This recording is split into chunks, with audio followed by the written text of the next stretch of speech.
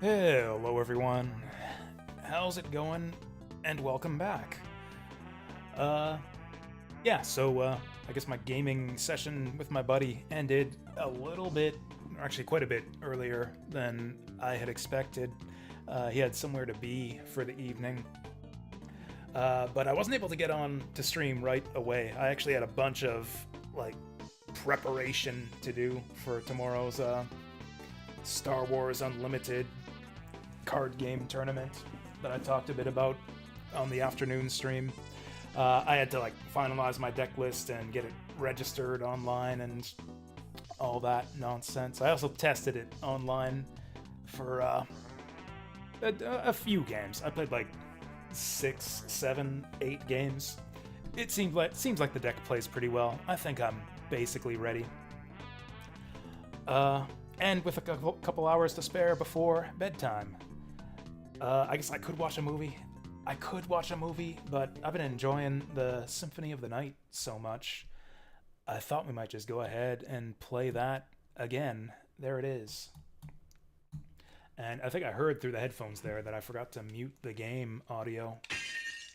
Yeah, there we go. Do I have to set it to hard mode on here every time? Or will it remember on my save file that I'm on hard mode? Well, I'll flip it to hard mode just in case. I said that we had a lot of fun this afternoon, and I guess I did, showing off this cool ROM hack. I mean, I guess it's not that cool. It's good that it exists to clean up the Sega Saturn version of this game a little bit. It's mostly the Saturn version itself that's really cool. Mainly Maria. Actually, mostly the Saturn version sucks due to all those technical issues that this ROM hack hopefully mostly fixes. But the one really cool thing that this version of the game adds is Maria. This Saturn version has the best version of Maria in Symphony of the Night, but we're going to save her as a treat for after we're done the Alucard playthrough. I don't know how much of an Alucard playthrough I'm going to do. I was thinking we might just defeat Dracula. I don't know if I need to go for the whole, 200% good ending and everything, but I think we'll at least kill Dracula. Shouldn't take us too long. In fact, if my event tomorrow finishes at a reasonable time, I'll probably just be able to finish this whole game tomorrow. I think I know Symphony of the Night pretty well. Although I don't know, this hard mode patch might make things a bit tricky for us. But yeah, so I mentioned how I don't know, maybe the game wasn't tons and tons of fun yet. I know that Symphony of the actually a lot of classics from back in these days get a lot of pushback online. It's oh, Symphony of the Night, Chrono Trigger. Those games weren't that good. People just got the nostalgia goggles. And I think that might be true to a certain extent. I still think there's a lot of brilliant things about all of those games, and I think they're still pretty much the greatest games ever. And everyone who complains about them is wrong. But there's a grain of truth to their criticisms. And yeah, the early game of this game is not that interesting, especially once you know it. Here's something that this ROM hack adds is tells you the name of the location that you're in the teleporter rooms. I think that's unnecessary and unsightly. I don't like that there. That's the point of the animal symbol, the animal icons above each teleporter. This is the shrimp teleporter, which eventually, after you use the teleporters enough, that's the outer wall teleporter. Honestly, I wouldn't know the names of the locations just by looking at the horse head or the shrimp. But I know that's the one on the top right. This is the one in the center. Horsehead is the one in the center. Actually, I think Goat is the one in the center. Horsehead is kind of bottom left. Didn't there used to be spikes in this thing in the PS1 version? Also, do we have any reason to be here? Not really. I think we need the high jump to get anything new here, or at least the double jump, maybe. Actually, can we Dark Metamorphosis? I think I am missing HP.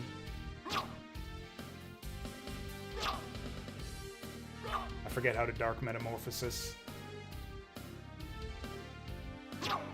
Well, he's dead. Okay, that's not how you do it. Well, I think we'll learn Dark Metamorphosis in the library anyways, and we were headed that way in the first place. Also, I guess we could... Oh yeah, what's the map button? How do we map?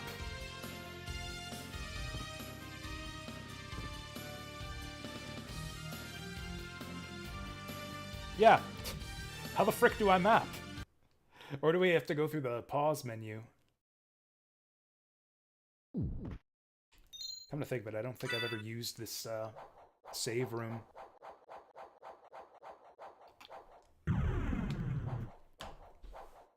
But yeah, I thought it would be good for my state of mind for tomorrow's tournament to just chill out and play some Symphony of the Night. Just like a nice, simple, breezy, good time game. Except we're playing it on hard mode. Which kind of makes the enemies a little bit tedious to fight. This kind of reminds... Actually, yeah, I think Zap was talking about this too. How it makes it kind of like the harder GBA games. Where you kind of just hack away at the enemies for like 5 seconds at a time.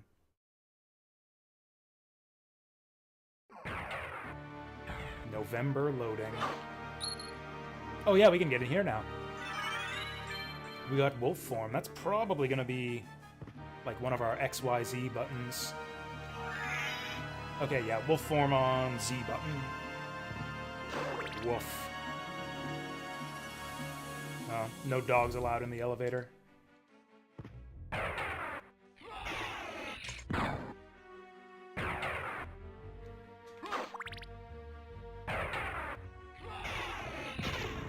Yeah, I feel like his voice lines have a lot less oomph than in the PS1 version.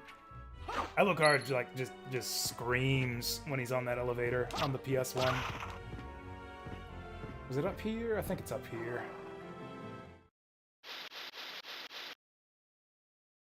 Or do I have to buy a map? Do you have to buy a map in this game? I forget how it works. Or is there like a button combination? Equip spells, well, like system familiar.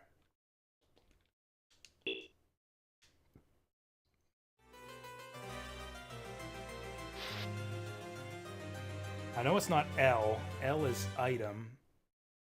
Or is there like a map item I can equip on here? How do I map?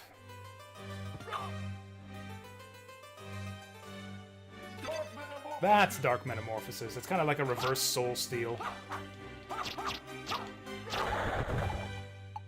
I don't know why I did that, though. There's no, the skeletons don't bleed. Oh, Uncursed. That might be handy. You know, I guess the enemies having more HP kind of does incentivize you to, like, use the backdash in combat.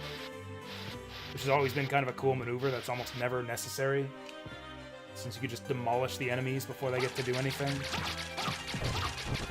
Kind of got to use sub-weapons, too, to help take them out. There we go. Why the Saturn version? That's a good question. It hasn't been that long since the last time we played Symphony. And yet, I was kind of in the mood to play it again. So I thought I'd do, like, something different. Now, this fan ROM hack we're playing supposedly fixed a lot of the technical issues. Like the loading times and some of the graphical effects, although obviously not all the graphical effects, because a lot of them still look like shit. And a lot of the sprites still look like shit. But we got Maria in this mode. We've got the good Maria. So we have that to look forward to once we're done our Alucard playthrough. Can we get this guy with just a Bible? Oh, that Bible doesn't last nearly long enough. I'm going to replace this with a better sub-weapon as fast as I can. Also, this ROM hack also adds a hard mode to the game, which we are playing on right now. Hard mode mostly just jacks up the enemy HP and damage by a ton. But as I was just saying, it actually kind of does make the fights more interesting in this game. Like, you kind of have to use sub-weapons to make the, like, monsters not take forever to kill. The enemies don't die, like, immediately after you stab them once, so you have to, like, backdash to get away from them sometimes.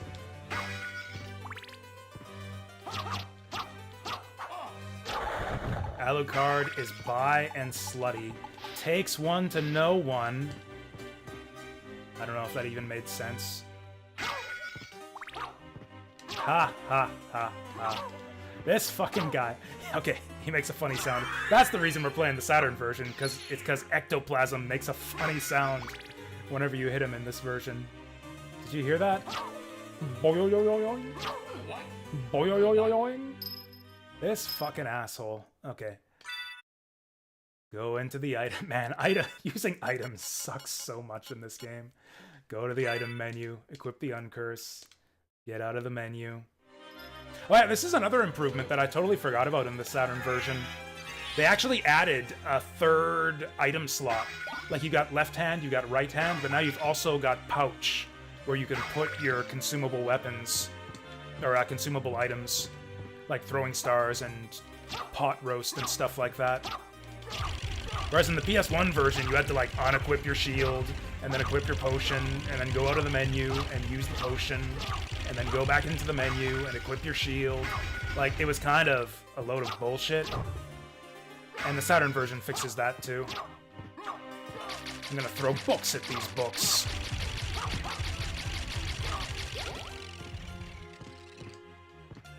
Yeah, I'm kind of getting the hang of hard mode. It felt kind of stupid at first. Like one of those GBA games where the enemies just have, like Order of Ecclesia, where the enemies just have way too much health and it takes forever to get anywhere because of it.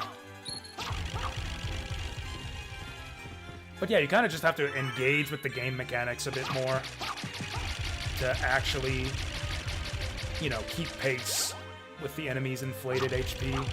Oh, that frame rate is brutal. Oh, look how not smooth the animation is on those books. That looks so bad.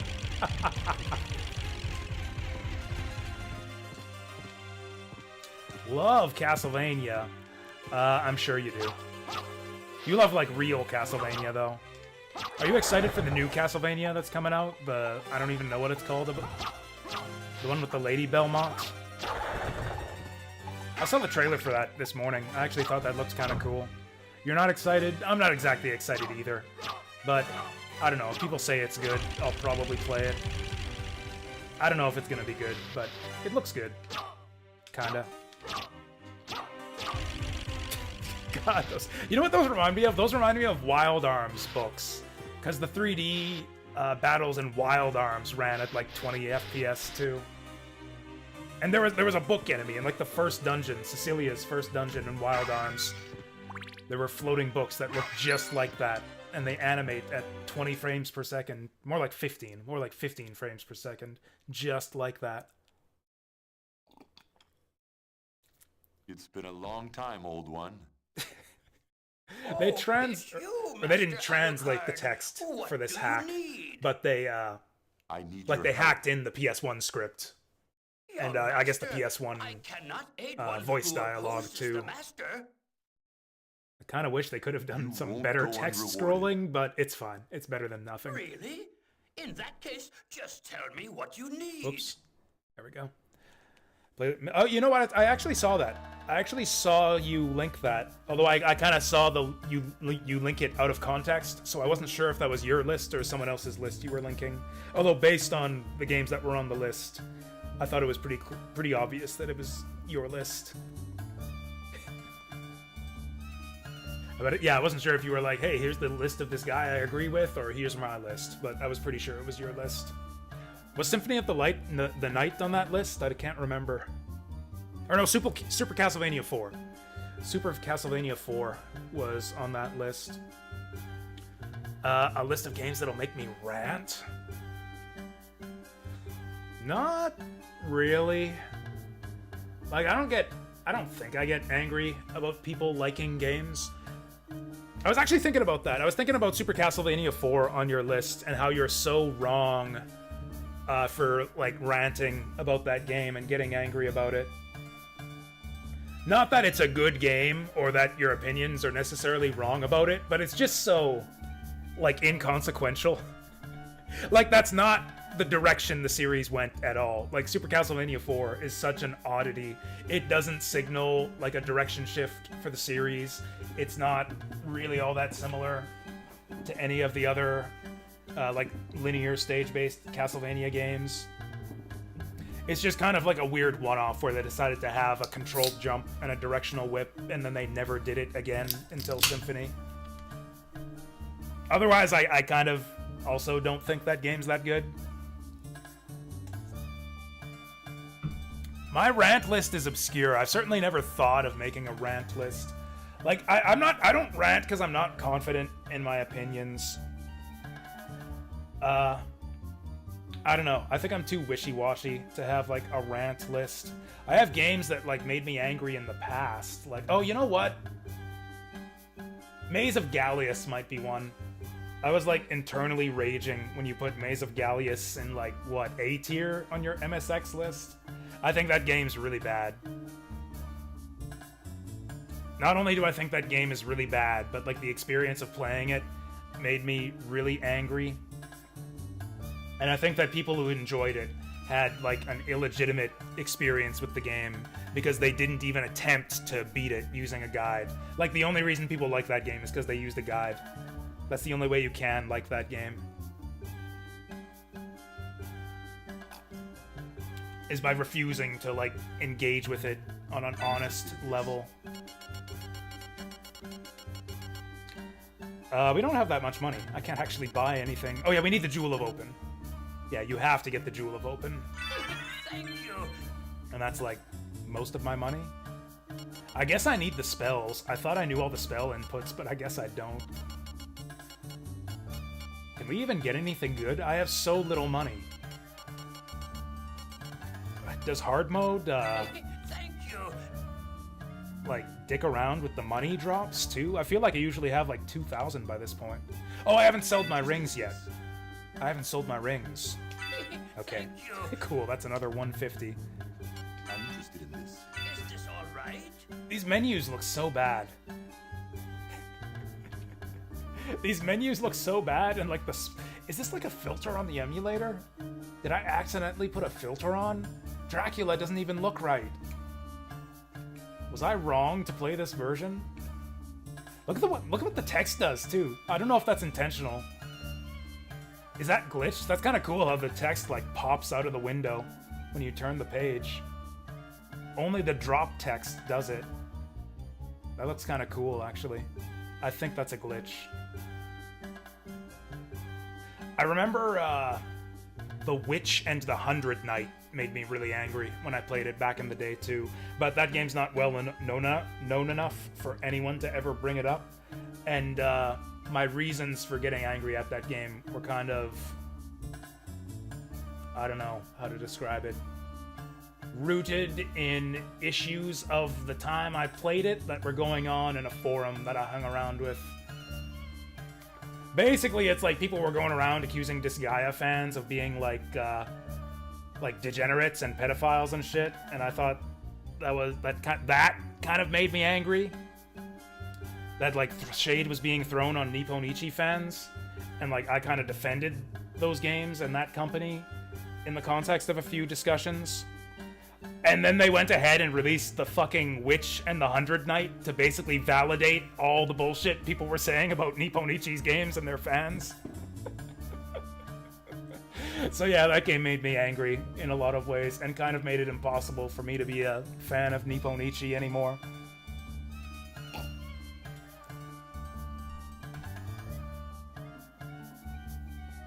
So I guess The Witch and the 100, I guess I ranted there. That counts as a rant for me. I can't rant for 20 minutes. I like to condense my,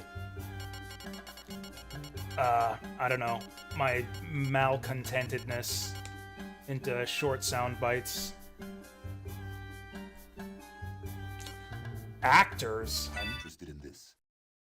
actors. Hey, who wants to listen to Chisa Yokoyama? Recording from August 1995. Oh, hey, it's Joji Yanami.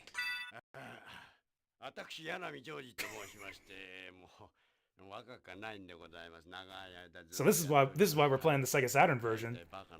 So we can hear from Joji Yanami. Oh, and they did a re-release of Pampas and Celine, but it doesn't have the silkscreen printed PCB. Oh, like a physical re-release. That does sound cool. I liked Pampas and Celine quite a bit. I wasn't a fan of Maze of Gallius, but I did really like Pampas and Celine. That's an A-tier MSX game to me. I think I put that game in A-tier on my tier list of that year. Okay, I can't understand what this guy's saying. What character is he? Is this the librarian? He sounds like a librarian. I guess I don't know what the Japanese voice actors sound like, so I'm not gonna be able to like match the voices to the characters. Norio Wakamoto. Is that Dracula? I feel like Wakamoto sounds like is like the Japanese version of Dracula, basically. Like if you're a Wakamoto, that's basically like being named Vlad the Impaler if you're a Japanese person.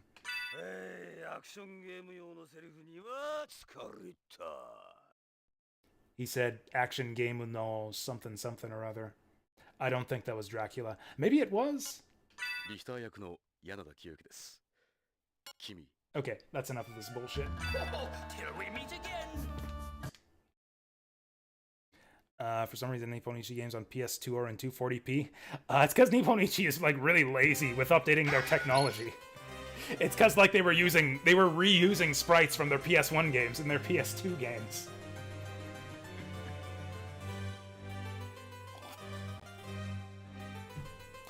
Jin is playing Shining the Holy Ark.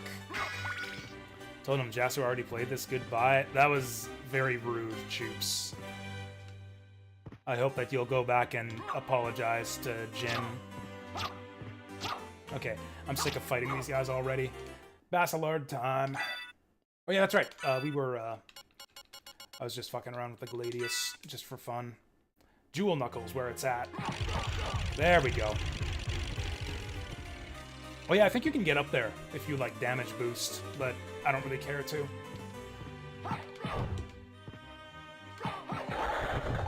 There we go. See, this is how Symphony of the Night is supposed to be. You just kill monsters before they can even do anything. Oh! That book's got hands.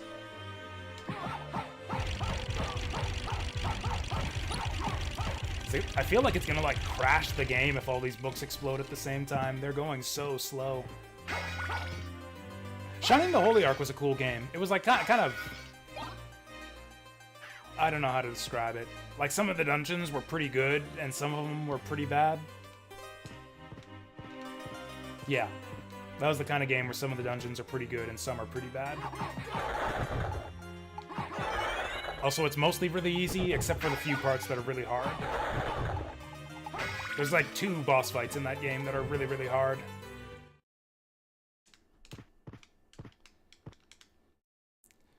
I only say that because you wanted to see what games were 240p on the PS2 because you really don't like 480i on a CRT. I can't say that I've ever noticed. Like, I played PS2 games on a CRT back in the day, obviously. I can't say that I was like, oh no, the interlaced games was so bad. I couldn't stand the interlacing on PS2 games, guys. Like, I don't know what interlacing looks like. I don't know if I just forget what those types of games looked like, or if I just don't have the, I don't know, visual sense to notice it. I do have a CRT, but I don't have a PS2. I have a mini PC hooked up to my CRT, and I play like RetroArch games on it sometimes. Oh, this guy's back. What the hell? I thought we killed that guy. But like, I don't know if the emulator like properly like uses the same interlacing as PS2. In fact, I think de-interlacing is turned on by default in PCSX2. Oh, look at that guy. Where's he going? What's he up to? What is he up to? Like, he doesn't belong out there. He should be down in the underground tunnels. You know what's funny? There's one PS2 game that really bothered me with that. I don't know how it's different, but for some reason, like, there's weird interlacing in Kingsfield, the Ancient City. It took me a while to get used to it. Like, everything's all, like, not just jittery, but, like, unless you flip the settings just right, it's like the rows are misaligned, and they're, like, bleeding into each other. I'm doing a thing with my fingers. I'm, like, interlocking my fingers to show, like, what the interlacing looks like in Kingsfield, the Ancient City. And you can't see it because my webcam's still broken. Yeah, exactly. The emulator has de-interlacing, but for some reason I guess it doesn't work or something on Kingsfield, the Ancient City. You have to flip, like, a certain setting. And even then, it's like, basically you can set it so that you won't see the interlacing when stuff is moving, or you won't see it when stuff isn't moving.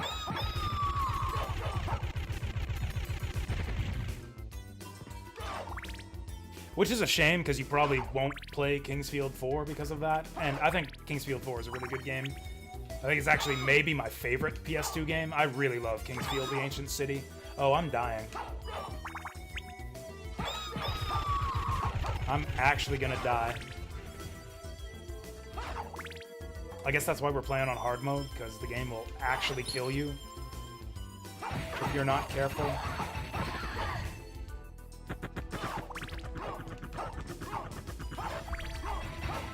Man, the reverse castle is gonna be a son of a bitch. Like, the reverse castle is where the game actually gets hard, legitimately. There's a lot of enemies that'll kill you in, like, 2 or 3 hits in the inverted castle. They'll probably just kill us in 1 hit on hard mode here. Mega Band, 480i, Metal Slug. Oh, I like all the... Like, what do you call them? Like the retro game compilations, because I played a ton of those on PS2. I played a ton of, like, Mega Man Anniversary Collection, and yeah, Metal Slug Collection, and Taito Classics Collection. I played so much Taito Classics Collection on PS2. That game was magical. I discovered, like, so many awesome Taito arcade games through that. I could not tell you if that one was also 480i or not. I have no idea.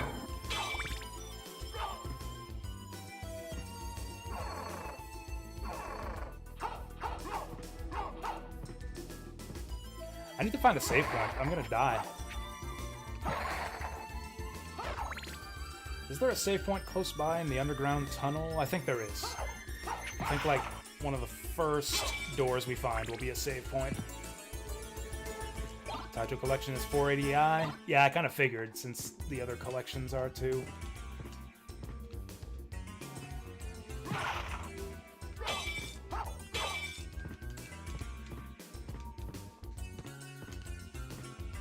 Honestly, I kind of decided to play this game to sort of relive the good old days.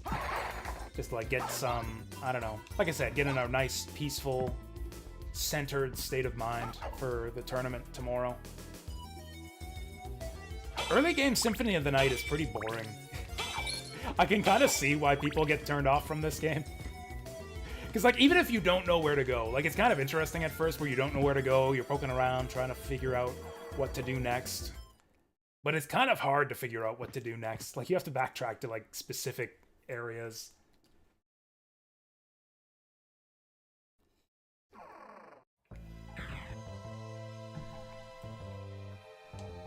Like, the game's pretty restrictive early on. There's not a lot of places you can go. Oh, God. Oh, God! Oh, God! Jeez, that was too close. Hard mode. Capcom SNK working in Gradius 5. Oh, is Gradius 5 interlaced too? Yeah, because you played that game, right? Did you, like, get it de-interlaced for your... Because you played that on stream, right? You played quite a bit of Gradius 5.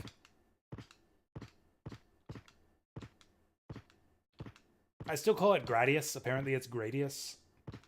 I thought, you know, Japanese word, it's probably like Goradius. You know, like the A is A in Japanese, but apparently it's Gradius. I kind of still wish I had the thing that shows damage numbers. This is not going well. Okay, fuck that guy. Can we get up there? Oh, that's only with the mist that you can kind of cheat your way up platforms.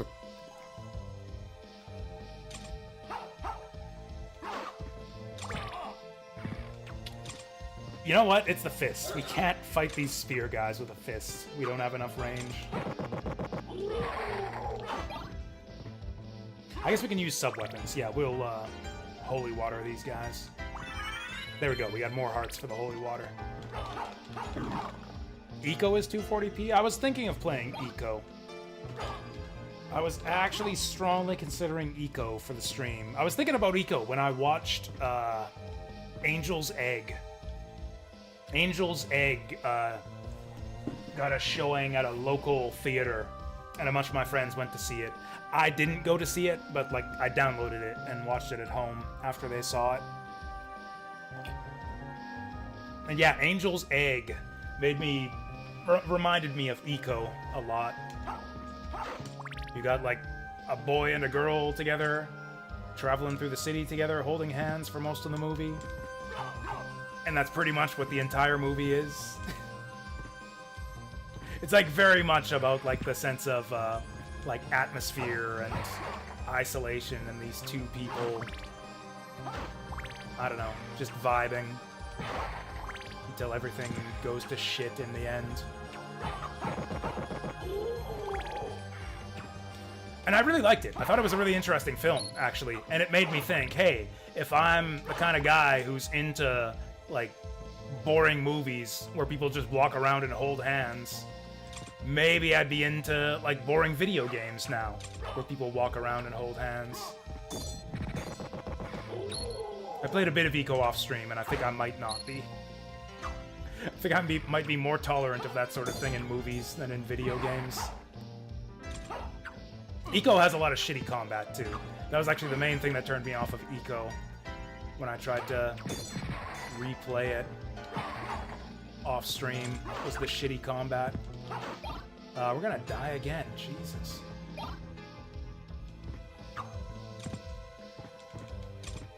I've actually never played a King of Fighters game in my life. Eco, like I beat Eco back in the day. I owned Eco on PS2 and I beat it, but I didn't really like that game all that much. Love Shadow of the Colossus, but never could fuck with Eco. Oh, this is gonna take us back to the entrance hallway. I think there is a save point near here. We still don't have, like, double jump or anything. Oh! This isn't the entrance hallway at all. This is a new area for the Sega Saturn. The music sounds good, but let's not go there yet. November loading. So I guess that door wasn't always there. I still don't know how to open the frickin' map. I guess I shouldn't need it. I've played this game enough that I really shouldn't need a map. But I kinda do.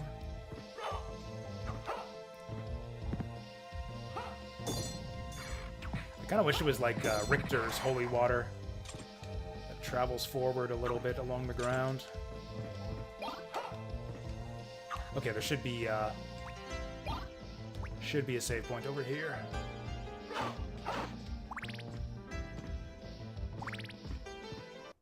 Hell yeah.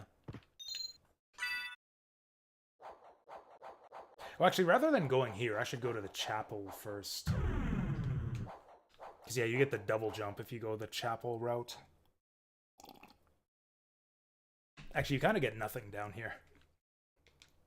There's not really anything important to do down in the tunnels until later on.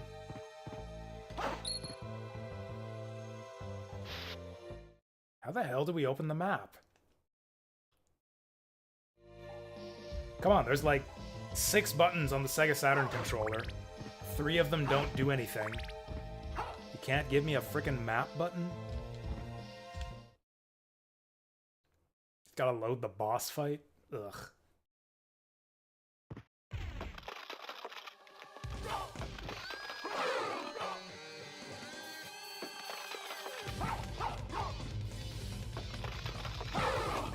There we go.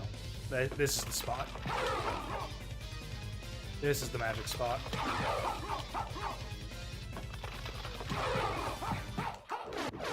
Oh, the Jewel Fist, man. The Jewel Fist. That was the reason I switched to the Gladius, because the Jewel Fist kind of breaks the game in the early game if you know how to get it. Like, it doesn't matter much in Vanilla Symphony. Like, that game's easy already. You can demolish enemies almost as fast with a regular weapon. I feel like it's kind of against the spirit of hard mode to be using this thing, though. Let's at least... Honestly, Basilard's not even necessarily all that much worse. Like, it does a little more than half the damage, but it has the same attack speed. Actually, this boss might be hard. I don't usually avoid this thing. It's just enemies... Yeah, we might die. Oh, shit, we're gonna die.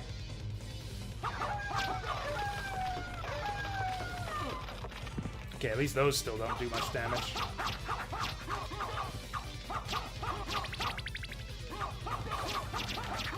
Oh, hell yeah. Oh, we're actually gonna die. Okay, I can see you're gathering the sickle thing. Cool. There we go. This is a boss fight. There we go. Just make sure we eat hits on the water bubbles. There, just like that.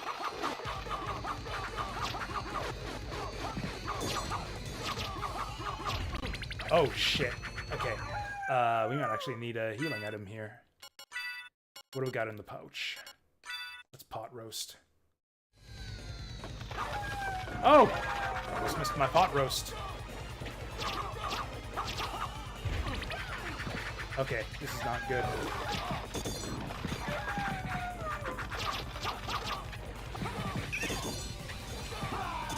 Oh! Oh, I thought I could get the fire on her. We might need a better sub-weapon for this. Okay, I like this. I like that I actually have to, like, engage with the boss fight and figure out how to deal with her attacks. This is actually amazing.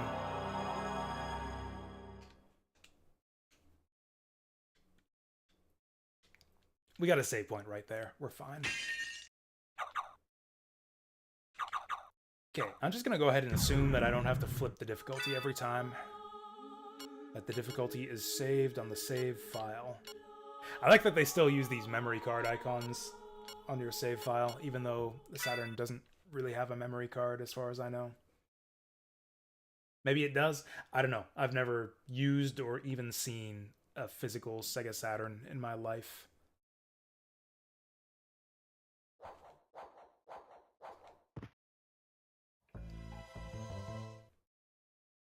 And again, that boss fight would probably be pretty easy with the Jewel Knuckle.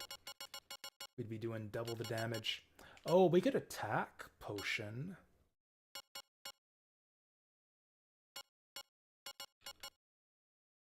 Okay, let's put on the turkey. Whoop, no, let's not equip the turkey. Let's equip the Basilard. Let's put the turkey in the pocket slot.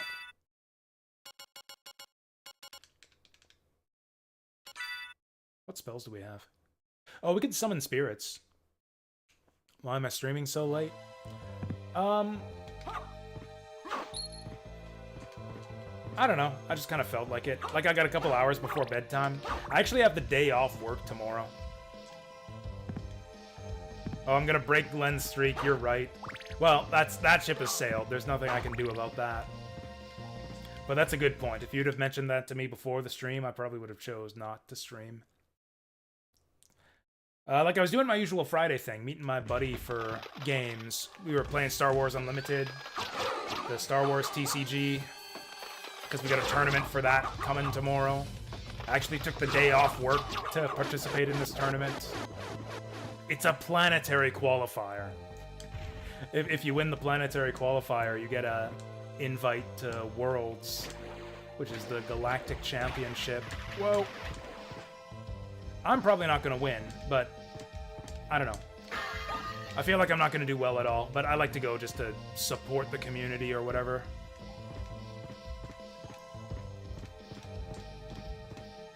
Anyways, so we were practicing up for that. Or so I thought, at least. He actually didn't really practice at all. Like, he just played a bunch of different decks that are not the deck that he's going to bring to the event. That gave me a lot of practice for my deck, though. I got to practice against a bunch of his decks. I think we got the strat nailed down now, actually. Just get hit by the bubbles on purpose, and then the other thing won't hit you.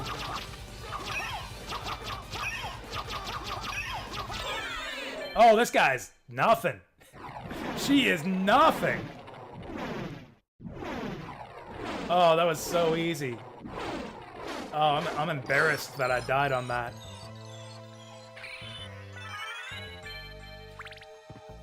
But yeah, so my friend had, like, usually he likes to, like, go pretty hard with the gaming, and so do I.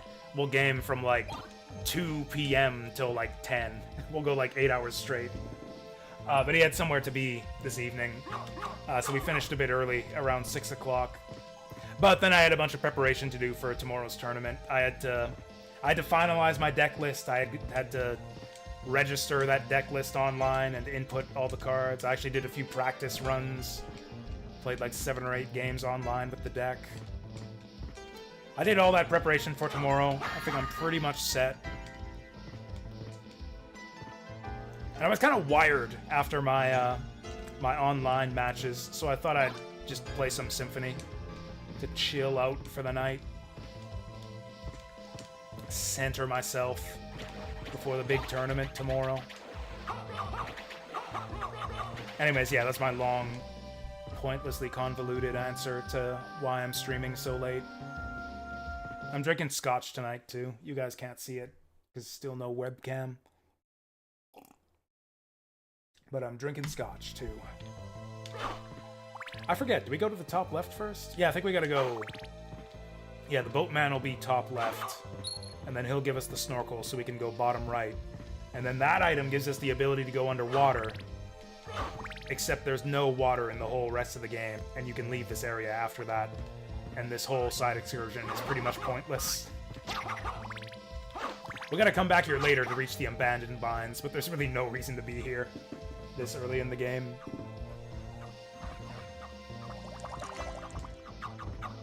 Drown, bitches! Love that shit. No, I wanted that. Got 2 wild Eoris and 2 Jin Sao tomes. Got 2 Rimururus as well. Nice. I'm still interested in that Capcom versus SNK card game, actually. I can't remember if I bought the collection on Steam. Maybe I did, maybe I didn't. I'm pretty big into, like, CCGs and deck building type games. I got started with Netrunner back in the day. Android Netrunner, like 10 years ago.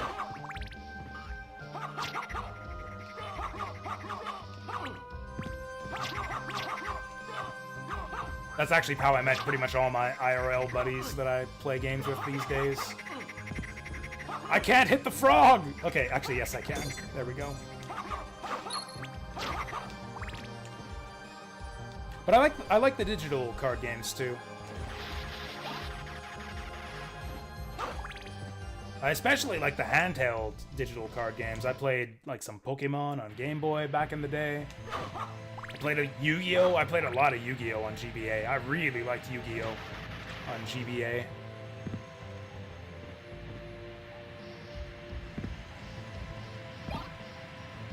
Although it's kind of weird, I haven't really grabbed on to the current trend of like card games on Steam. Like there's so many card games on Steam these days, and I just haven't really been into them at all. It's like they've all followed the same kind of format, pretty much, of the so-called roguelite deck building. Oh, the ice has been broken.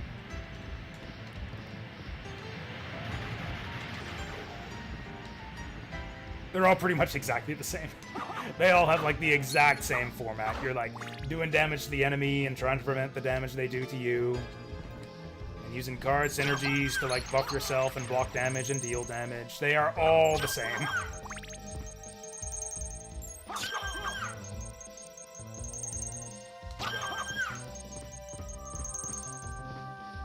I prefer the versus CCGs. Like, you know? Like, you activated my trap card, deplete your opponent's life points, attack their life points directly. Like, that's more my kind of card game.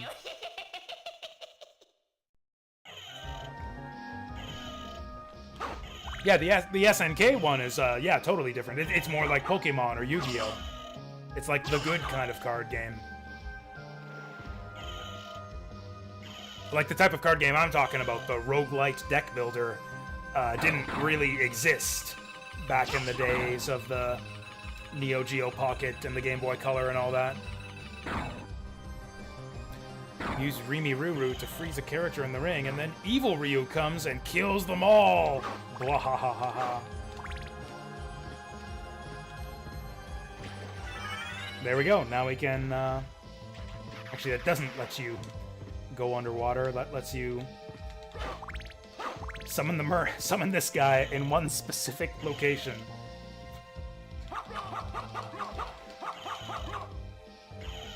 Honestly, you don't even need the holy symbol, which is the item that, So you go through this whole thing. You go to, like, the underground tunnel here, you take the ferryman's ride, you go over here to get the other item, to summon the other ferryman, to go to the place that gets you the holy symbol so that you can go underwater without taking damage.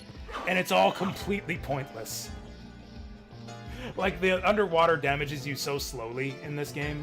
You can just not get the holy symbol and get all the underwater items just by tanking the damage. And, like, that's it. That's all there is to do down here right now.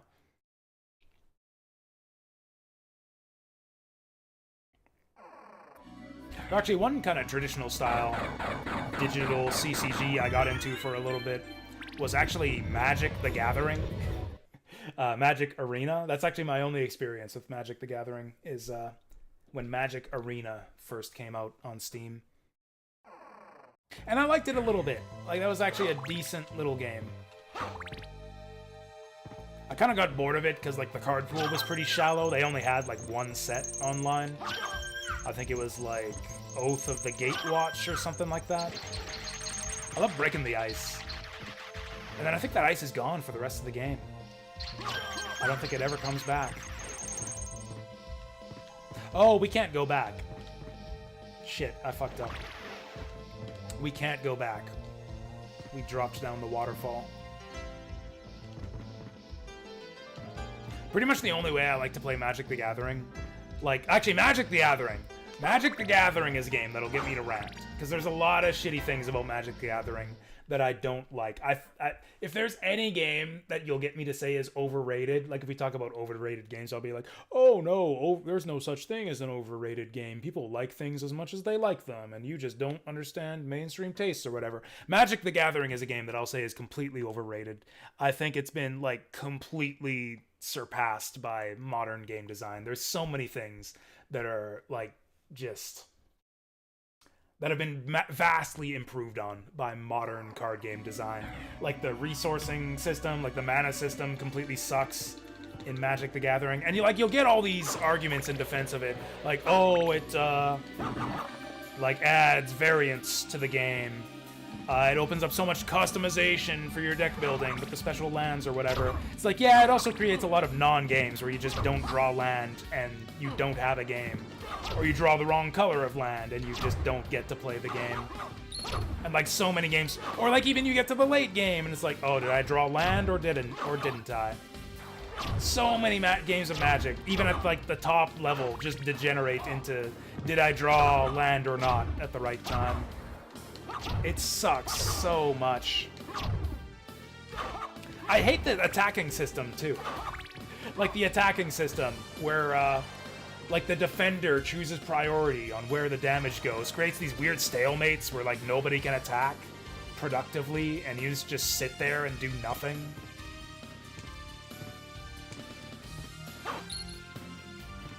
Yeah, I don't like Magic the Gathering at all. Also, like, you draw one card per turn, so, like, your resources kind of dwindle over the course of the game. You know, because, like, you're playing a land per turn, and you're playing usually at least one card per turn. But you're only drawing one card per turn, so you're going down a card every turn. Eventually you get to the point where you just have one card in your hand, and you're just playing the top card of your deck. So, like, the only way I can enjoy Magic the Gathering is if I play blue. Because the blue color is where all the card draw is. Like, I have to play a blue deck to enjoy Magic the Gathering. Also, the other interesting thing about Magic that people will praise it for, that they're actually right about, is that like the interrupt system in Magic, where you can like play instants and like place spells on the stack and do stuff on your opponent's turn. That's something interesting that a lot of other games don't do. So I like playing stuff on your opponent's turn and playing instants and counter spells and all that. And blue does a lot of that too. Like blue-red is a color combination I like a lot in Magic because you're like doing a lot of your stuff on your opponent's turn. And blue-white is pretty fun too. Yeah, I liked blue-red and blue-white, and that's pretty much the only way you can get me to play Magic the Gathering.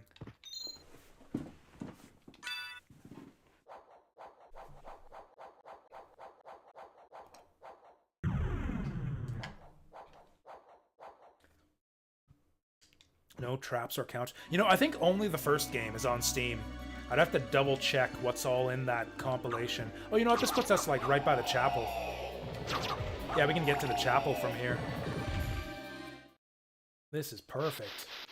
It's almost like they designed the game this way, where you just naturally end up where you're supposed to be if you explore different places. Oh yeah, we could go back to that, the Death Chamber or whatever. The new Sega Saturn area. Ah, whatever, we'll be back down there later.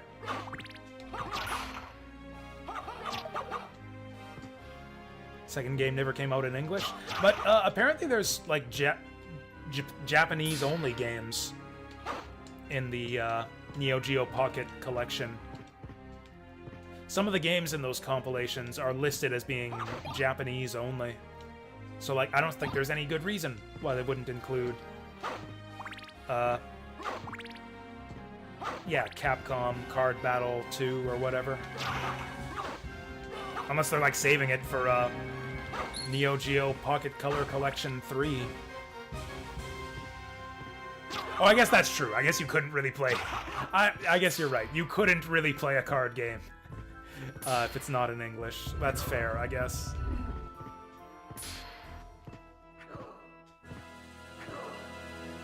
I actually find it kind of fun to learn how to play certain puzzle games in English. That's actually like play Japanese puzzle games untranslated.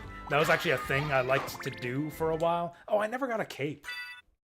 We never ever got a cape. Oh, yes I did. I got a glaring cloth. I just didn't notice.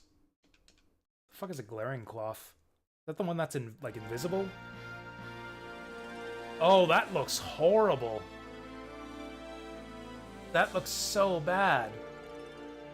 It's bad enough that it's like monochrome white, but that flicker, ugh. Yeah, forget that. I don't give a shit about 3D fence. There we go. Good old shabby brown, or maroon, or whatever that is.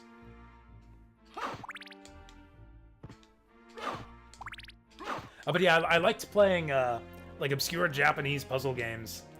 And like trying to figure out how they worked without a guide or an English translation or anything. I played Guru Logic Champ like that. That's like one of my favorite puzzle games for the Game Boy Advance. where you're like trying to place blocks to fit a pattern with a limited number of blocks and like rotating the puzzle. Hatena Satana for the GBA was a really good one too. That one's like a combination of like P-Cross and Paint by Numbers. And actually P-Cross I learned to play through like a Japanese P-Cross game. Actually, yeah, Mario P-Cross. I played in Japanese before it was translated. And I learned P-Cross by just blundering around with it and eventually figuring out the rules. Anyways, you can't really do that with card games. Or at least it's extremely difficult. I think I actually do want the axe for the chapel.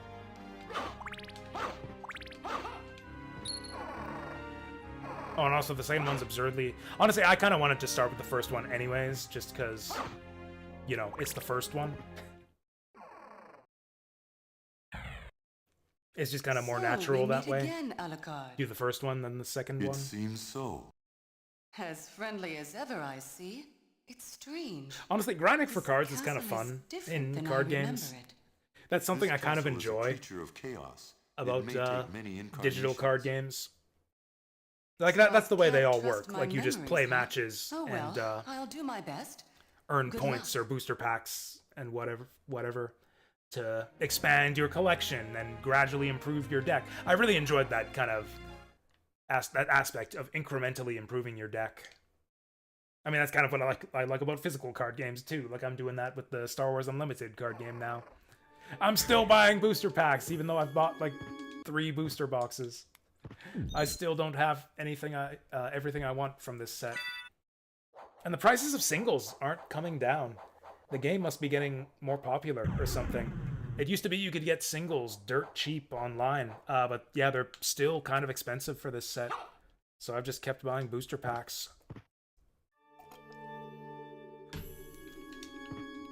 Hoping to get the Stranger.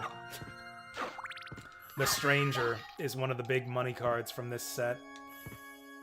Look at that aquamarine. What is that? It's like revealing some like invisible pottery or something in here. Playing around before bed? Nice. Actually, you know what? I think I used to do that with Yu-Gi-Oh! Back in the day. Yeah, I would play like Yu-Gi-Oh! In bed.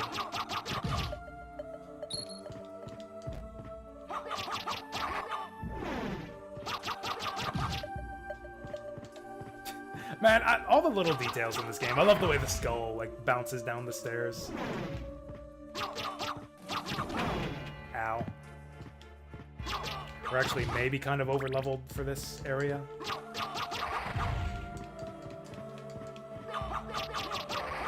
That's actually one of the things that makes this game really easy, is the level scaling is really strong. Like, you will get over-leveled very quickly if you kill every single enemy.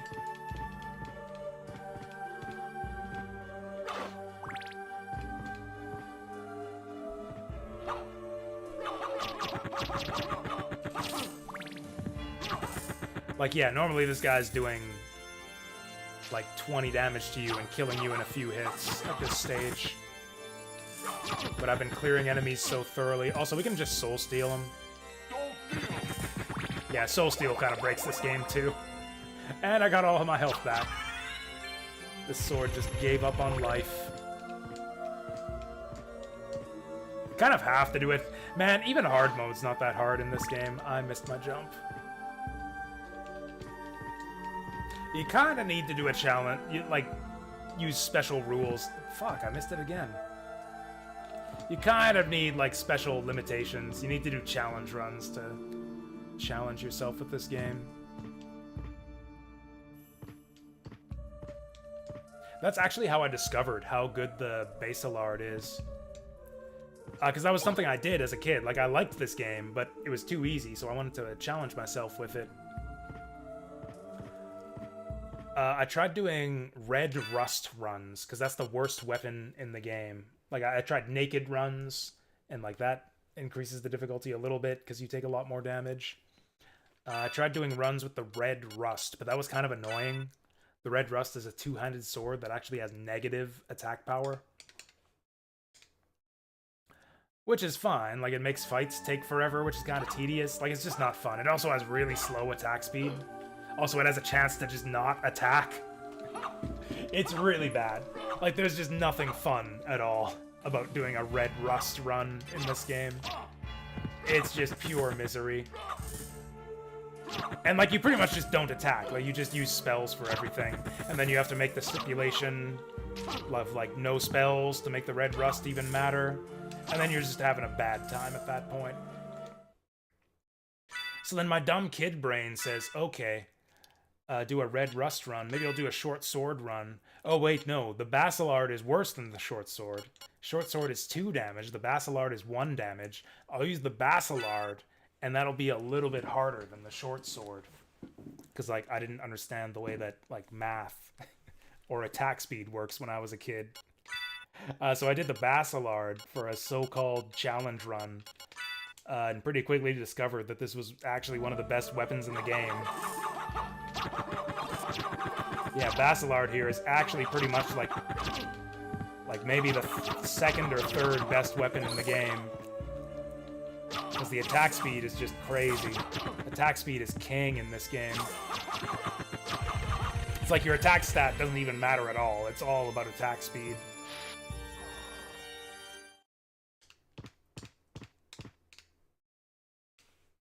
It's also just a fun weapon to use. Like, you get to do rapid fire knife stabs. It's like you want to shiv a guy like 20 times in a row. Shiv a guy 20 times in 3 seconds. Yeah, do a Basilard run in Symphony of the Night.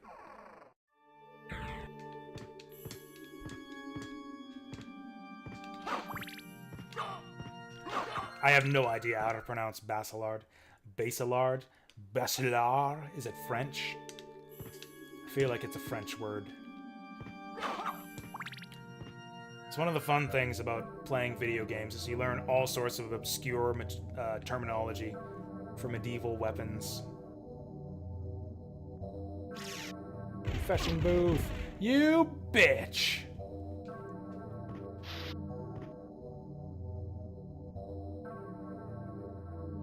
Tell me your sins, my child. You actual bitch! And then they disappear before you can stab them.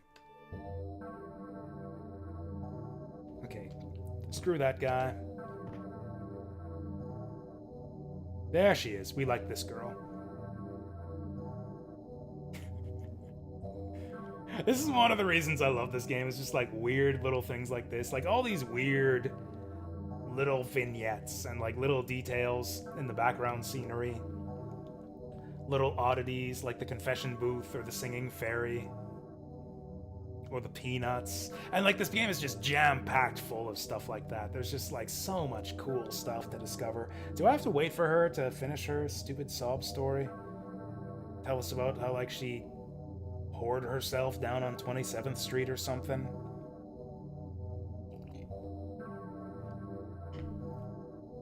You know what really impressed me is the way that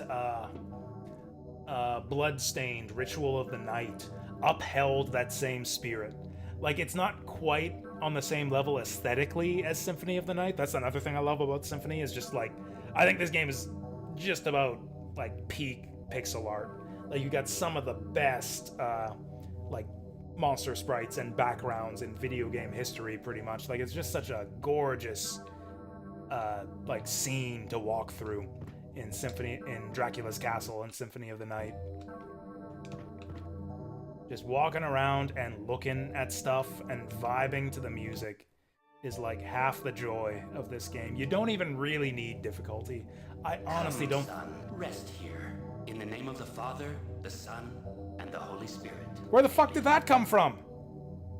Since when the fuck does he say that? That must have been in the PSP version or something.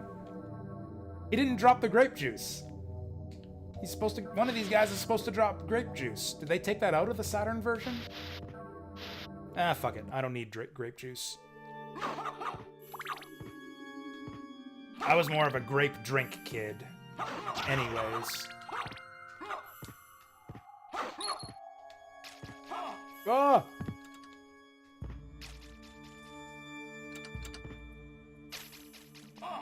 Oh!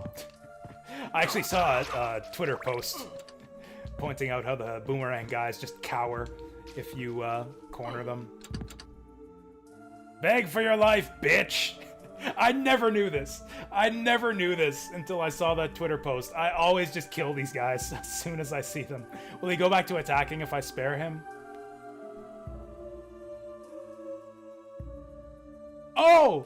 Does he stop attacking? Oh, that's so cool! Okay, never mind. Never mind, he's a bitch. Fuck you. That would have been so cool if they just, like, give up after you, make them cower. I'm actually gonna die to these things. Or, I don't know, maybe if you go, like, far enough away. Nah, yeah, okay, he's active again. And yeah, I never knew that. I never knew that about this game. I had to go on the internet to learn about the Skelerang.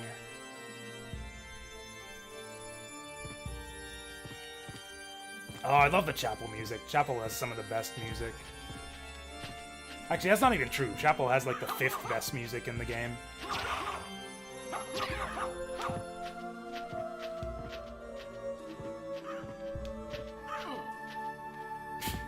Fucking crow.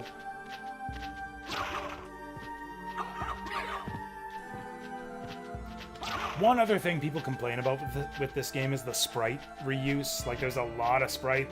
Basically, starting with Rondo of Blood, they started reusing a bunch of sprites from past Castlevania games, which, like, basically continues to this day.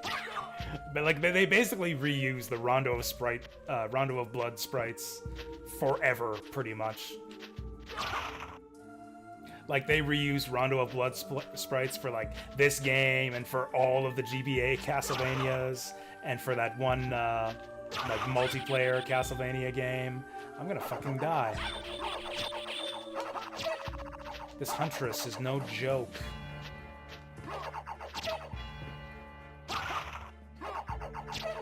Maybe I just avoid her? Or do we just cheat it? Yeah, let's just cheat it. There we go. All better.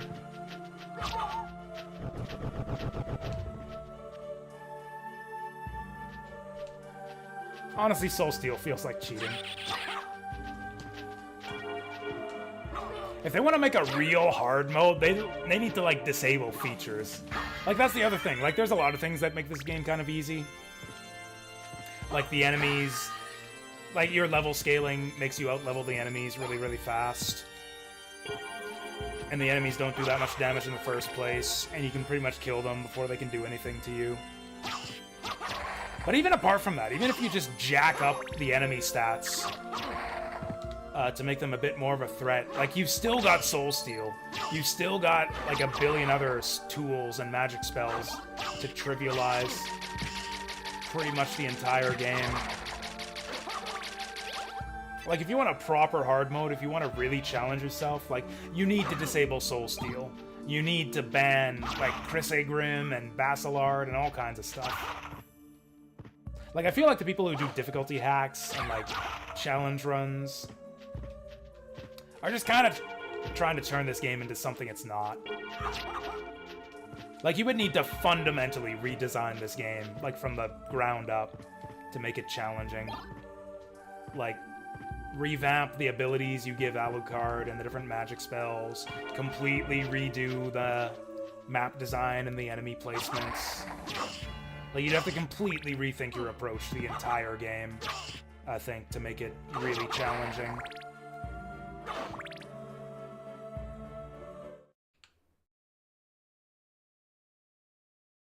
I don't think every game needs to be challenging. Like, it's like I said, I still enjoy just, like, enjoying the scenery. Look at that painting! Look at that painting back there! It's like a vision of the apocalypse.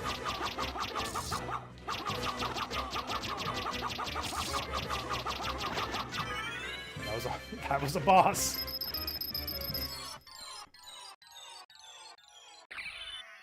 That was a boss fight. And, like, sure, that would have taken longer if I hadn't been using the Basilard, but Impressive. it still would have been the same You're strategy. very strong. Just like duck under his fire What breath is and it you stab him a want? million You times. didn't come here to tell me that. You're right. Do you know the name Richter Belmont? Richter? Of the Belmont clan? Of course, but He I don't know why people disappeared bitch about the a voice year acting in ago, this game. I think it's and I'm sure unironically he's good. here. If you see him, Like people talk about please how let bad me the voice know. acting is, and I just don't get it. as you wish, my lady. Thank you. So you do know how to be a gentleman. I don't know. Is it a nostalgia thing? Is it a taste thing? I never thought there was anything wrong with the voice acting in this game. I actually always thought it was awesome. I still think it's awesome to this day. Like I love the echoing and like the kind of bad audio quality that makes it sound like an old-timey like radio play. I like the way the character voices sound. I like the deliveries are fine. Like it's good. It's really good. Like it's a different style. Like it is kind of like an old-timey radio play style, but like they nailed that style perfectly. I love it. I don't think there's a single thing wrong with the voice acting in this game. Like it's iconic for a reason. It's not so bad it's good. It's just good. It's actually great.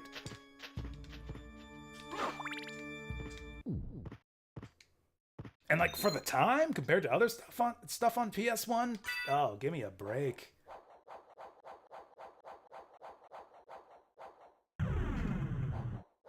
Like, there are other PS1 games that I think don't hold up as well. Like, I thought Mega Man X4 had awesome voice acting when I was a kid. I liked a lot of the voice lines from Mega Man X4. I don't think that game's voice acting holds up as well. Not even remotely. Colonel, stop the coup! Actually, the Colonel sounds kind of cool. I actually kind of like I still kind of like the Colonel's voice in Mega Man X4.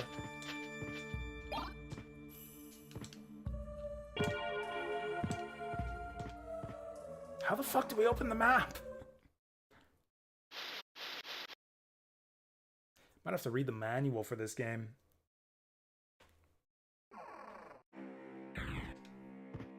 Oh, here we go.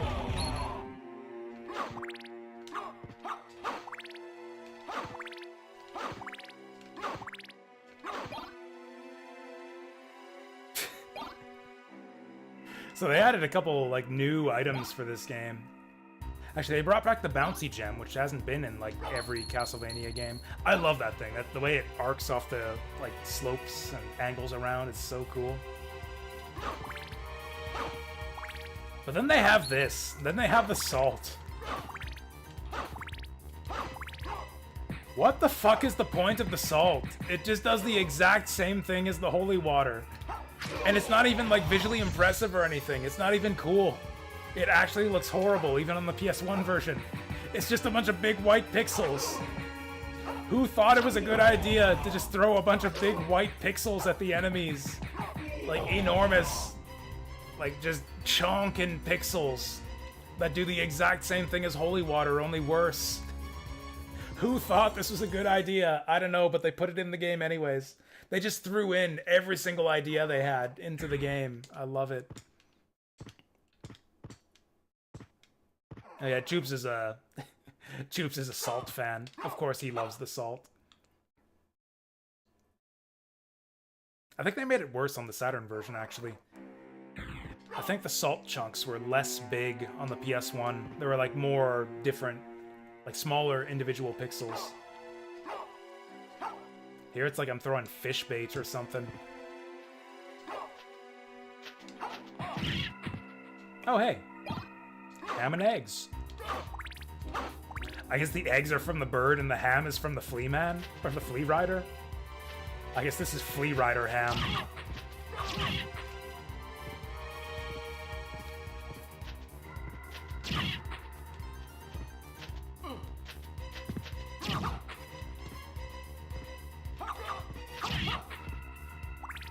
We actually gotta get some hearts back now that I've spammed the salt so much.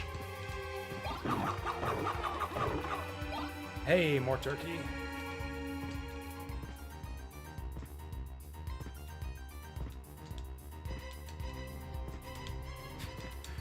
So many cool little details with like flourishes with the animation and stuff. I love the double jump. I love the way the double jump just like flashes, like his cape just surges up like wings for like a frame. For like one frame, and then you can see it in like the after image trail too. You get the wings there. That looks so cool. Tearfing, that's another weapon to use if you want to do a shitty challenge run. Tearfing, I think, gives you like negative 20 attack power. It actually doesn't damage enemies at all if it takes your power below 0. It's like a transparent sword that just goes through enemies. Ah, fuck, I finished the scotch. I didn't realize I was so low. I would have bought more. I would have bought more if I'd have known I was this low. How do I open the map? You'd think I wouldn't need one after playing this game like a million times. So I guess it's been a while since I played this game. What do we do now? What are you actually supposed to do once you get the double jump? I actually can't remember. Fuck, I actually have no idea where to go next. We can go to the clock tower, but we can't do anything there. We can get the holy symbol, but that doesn't do anything. Oh, you know what? We can go up in the library. I think that's what we do. Yeah, we can get up to the ledge just above the librarian's room in the library. I think that gets us, like, mist form or something.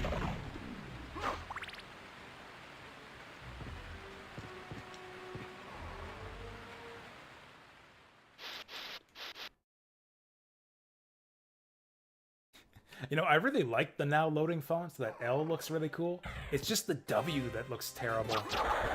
I hate that W. See, now it feels like Symphony of the Night. Now that we're just, like, blitzing through the enemies, barely having to stop to deal with them. This is what a regular Symphony of the Night playthrough is like.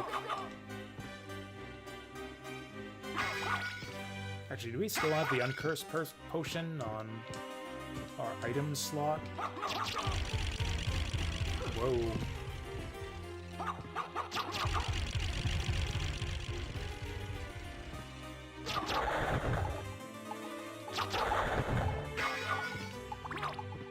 You know, Capcom always does these crossover fighting games with franchises I don't give a shit about. Like Capcom versus SNK, I don't give a shit about SNK. Marvel versus Capcom, I don't give a shit about Marvel. Why didn't they ever do Konami versus Marvel? Konami versus Marvel would be awesome. I would play the shit out of a Konami versus Marvel fighting game. Come on. No, you come on. Right? Wouldn't Marvel versus Konami be the greatest thing ever? Wouldn't that be so much better than Marvel versus Capcom or SNK versus Capcom? That would be incredible. That would actually be the best thing ever. Like Alucard versus Mega Man. Jill Valentine versus Maria. That would be incredible. I'm like doing all Castlevania characters now. Sparkster? Freaking Sparkster? Versus like Ryu?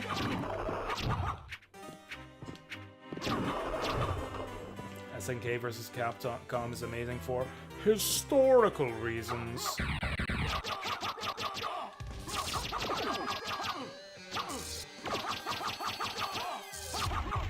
Alright, that was a boss fight. Normally he flies up into the air and summons dudes.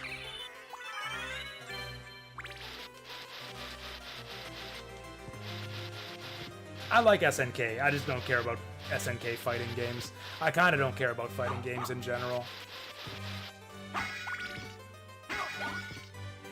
SNK's Neo Geo development started because of defected Capcoms. Oh, that's actually really interesting. I actually didn't know that at all. Mist could pass. Oh, actually, it's funny. I played a little bit of Maria. I played up to this point in the game with Maria. And if you go up there with Maria, oh, what does it say? She says something like, I don't care about this. I think she literally just says, I don't care about this. I'm not interested in this. Because, yeah, Richter and Maria have no way to get through there. Where did we actually get there? I wasn't actually paying attention. What did we get? We got nothing. Yeah, we got actually nothing. Oh, you know what it is? I think it's like bat form behind the mist grate there. That's right, we get mist in the Colosseum, and the Colosseum is in the clock tower. That's right. Colosseum through the clock tower. Not the clock tower, but the clock room.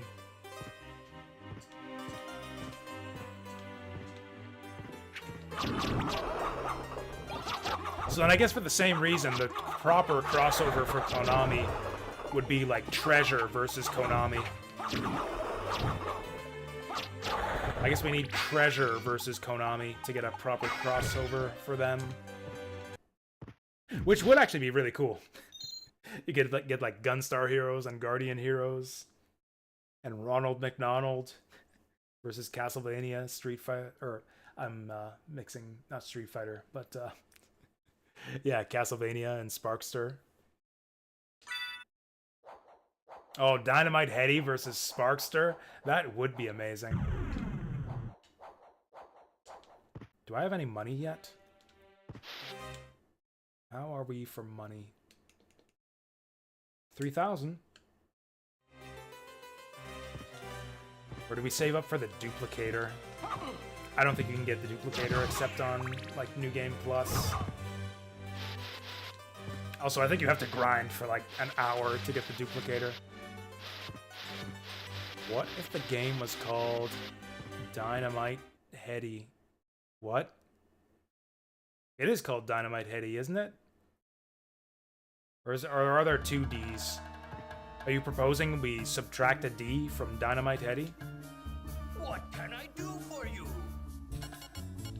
I'm interested in this. I love Dynamite Heady too. I was considering playing that today instead of Symphony of the Night. Magic Scroll 3. Transport and Fireball Attack. Till we meet again. You mean this one? You mean this one? You mean this one? Fuck, I can't remember how to do the teleport attack.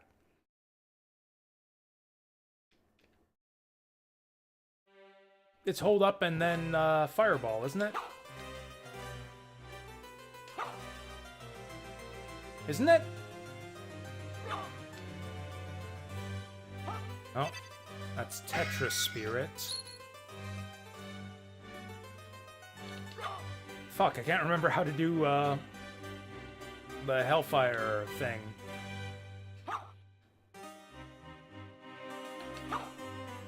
I guess I have to buy that scroll. Shit, why can't I remember this input? I could have sworn it was hold up and then quarter circle forward. We got Summon Spirit, Tetra Spirit. What the hell is that? What is that squiggly? That wasn't in the PS1 version. I think they're trying to say hold down the button. That's weird. I think they used red arrows for hold down the button on PS1. Also, that is the input for Dark Metamorphosis. I was doing that, but it didn't work.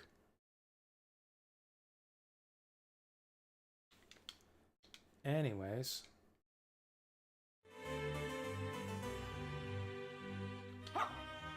Ah, fuck it. I'm gonna buy that scroll. I mean, if I wanted to be stupid, I could buy the scroll, look at the input, reload my save, and then not buy the scroll. What can I do for you? I'm interested in this. Or I could just look it up online. $5,000 for this shit. Ah, fuck it. I don't have any accessories yet. I actually might want that medal. Man, all this stuff sucks. I can't afford anything. This is like real life all over again.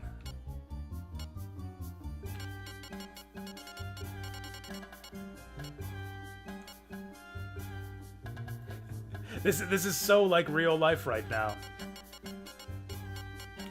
It's like I'm poor and can't afford anything, but everything is shit, so I don't want to buy anything anyways. Oh, they do sell the duplicator. They do sell the duplicator. I'm pretty sure you could only get that on like New Game Plus on the PS1. Oh yeah, I guess I'm gonna have to go to bed at some point. We got time. I can stream for like an hour before I start saying... It's like an hour before I start repeatedly saying that I should go to bed. I kind of wish there was a teleporter in the library. Can we get up there? Oh, we can get up there.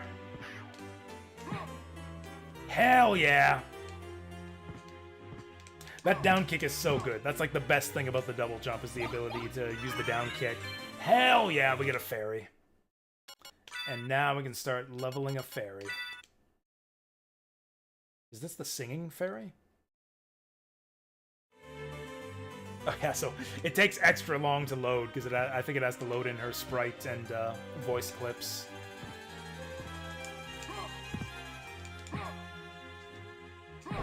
Oh, we're in business now.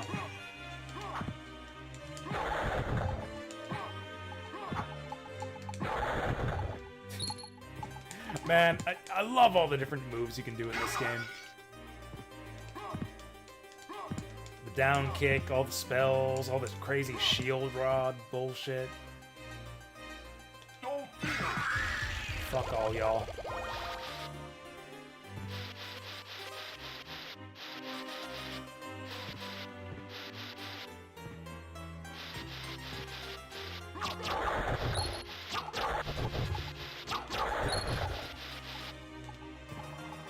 Okay, where do we go next? Oh yeah, the clock room. And then I guess we just wait in the clock room if the timing doesn't line up.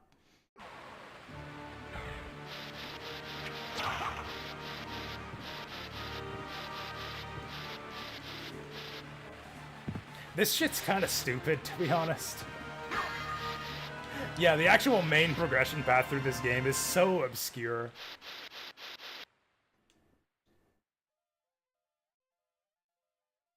It's like the game feels so cool the first time you go through it. Like, you can go everywhere.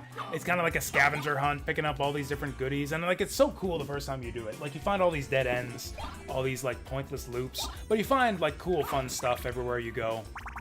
But when you look at the actual structure of the game, it's very linear. Like, first you get the Jewel of Open.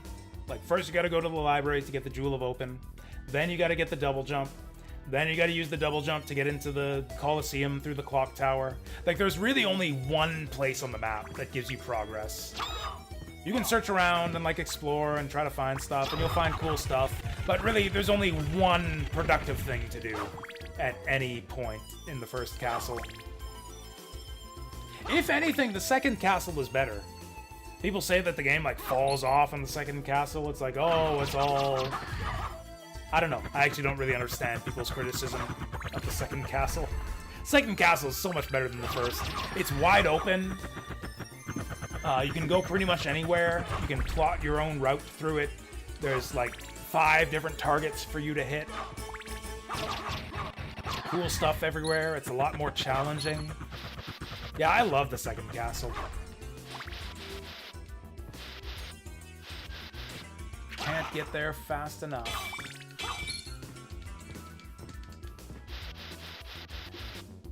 And yeah, not only is the clock room, like, the only place to progress right now, but, like, you won't progress unless you sit there until the statues move. Mind you, I think if you open the map, it shows you that there's exits from that room. So if you go just based on looking at the map to see, like, where the unexplored territory is, the map will show you that there's stuff to find in the clock room. Alright. Are we lined up? We are not. We are not lined up. We're gonna have to wait. You know what? I'm out of scotch, but I'm gonna grab a beer. I'll be right back.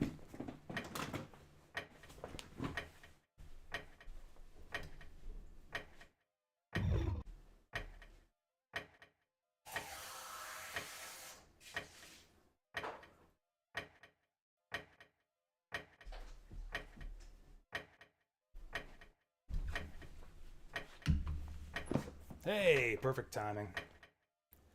This is my last beer. I'm gonna be out of scotch and beer. Oh, hey, the fairy's perched on my shoulder. Check it out. Watch the fairy. Watch the fairy.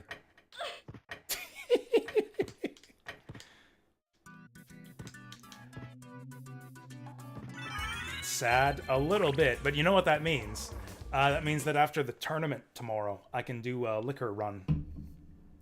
I'll probably buy a scotch and some beers on my way home from the Star Wars Unlimited event.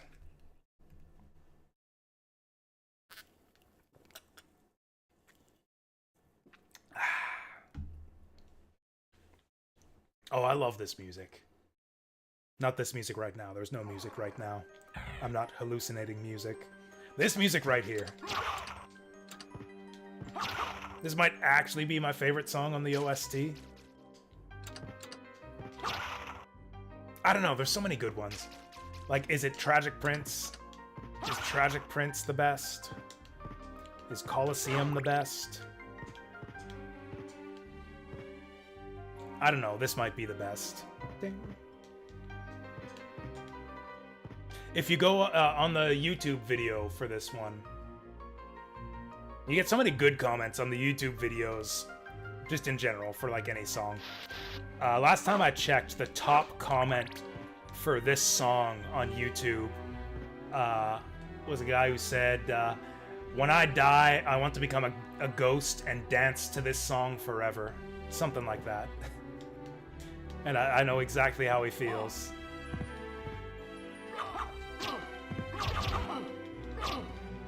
Oh, this guy's actually gonna kill me? This guy's actually gonna kill me? Oh, fuck. Oh, fuck.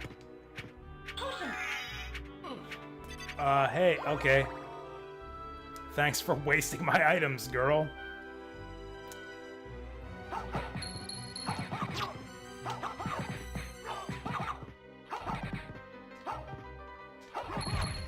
Hell yeah! He's inside the fucking walls! You're inside the fucking walls, man! Don't waste my potion! Fuck you! Actually, she probably saved my life. That shit actually probably saved me.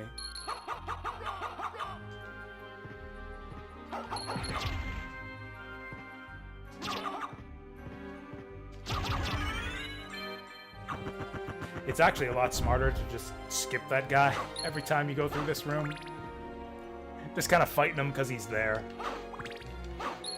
That's kind of just why you do anything in this game. It's like, why fight monsters that you have no reason to fight? Why pick up items that don't really have too much practical purpose? Because it's there. Because it's fun. That's kind of the ultimate question with a lot of games. Like, are you here to have fun or not? You know? I think some games kind of require you to go in with, like, a spirit of fun. Not everyone's into that. Some people go in with, like, a spirit of, like, I don't know, like the will to overcome obstacles or something. It's like they play games for challenge, I guess. I guess that's the thing that people do. I play games for challenge sometimes, not that often. I like a good challenge from time to time, if it's well crafted. I mostly play games for fun.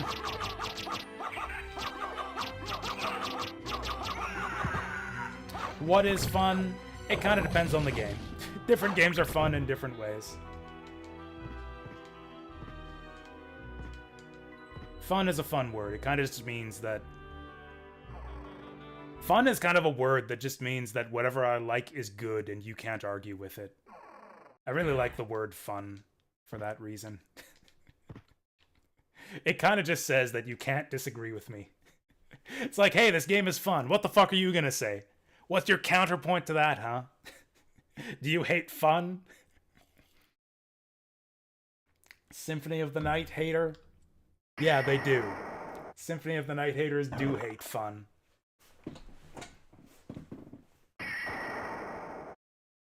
I'm actually gonna go to the... This is probably the best teleporter for save point access. Yeah, there's a save point, like, right above here. I think. I hope. Pretty close. Actually, that's still something I need to do. There's one challenge run for Symphony of the Night that I actually kind of like. I think there's actually one way to make Symphony of the Night kind of challenging and interesting. And I still haven't succeeded on this run. It probably wouldn't be that hard. But it's a simple challenge run that I'd like to attempt and succeed at some point. I call it the hardcore challenge run, which is pretty simple. Just don't use save rooms. Like, that's pretty much it. Just don't save. A lot of the reason this game is so easy is because the save points are so frequent and they restore you to full health. If you just don't, not just don't save, but don't use save rooms to heal yourself. You can only heal with, like, potions and chicken and stuff.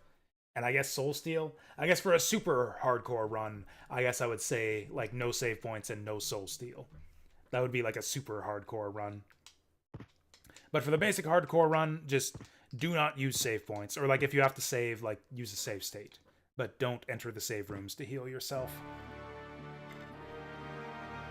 It actually makes the game a lot more interesting. Like, every hit becomes very impactful. You have to, like, really focus on avoiding damage. It makes the healing items, like the chicken and all the food and stuff, way more important. I think I've invented a pretty good challenge run with that Symphony of the Night hardcore challenge. Except I tried it twice and I couldn't get past the Colosseum. The Colosseum is as far as I've made it with the Symphony of the Night hardcore run. Where were we again? Oh yeah, the goat room. This is so unnecessary. I hate that they added this unsightly text for this ROM hack. Like, you don't need the text. Like, the animal heads tell you where you are. It's so stupid. Kids are so stupid these days.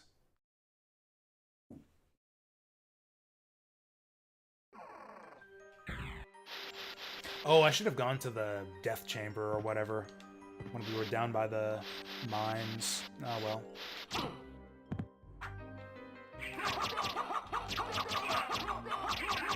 Is it just me, or is this guy a lot shorter than he was on PS1? All the sprites seem scrunched down somehow.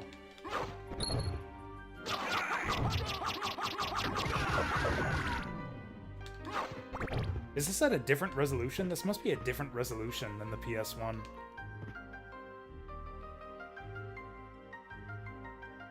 Okay, I don't need to fight this guy more than once. I was gonna say, oh, you know what? We can open up a goodie room if I take this down to the statue room. Or the clock room.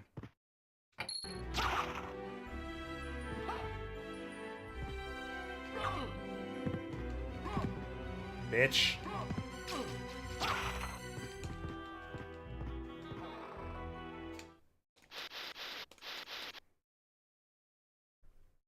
Okay, as soon as I've finished my beer, I'm going to bed.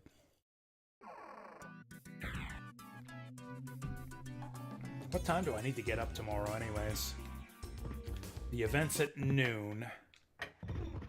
Oh, we're gonna have to wait for that statue again. Oh, well.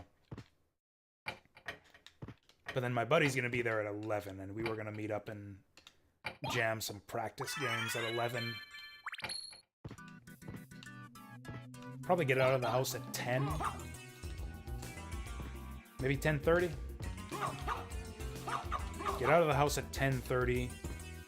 Breakfast at Subway. And then go to the event for 11.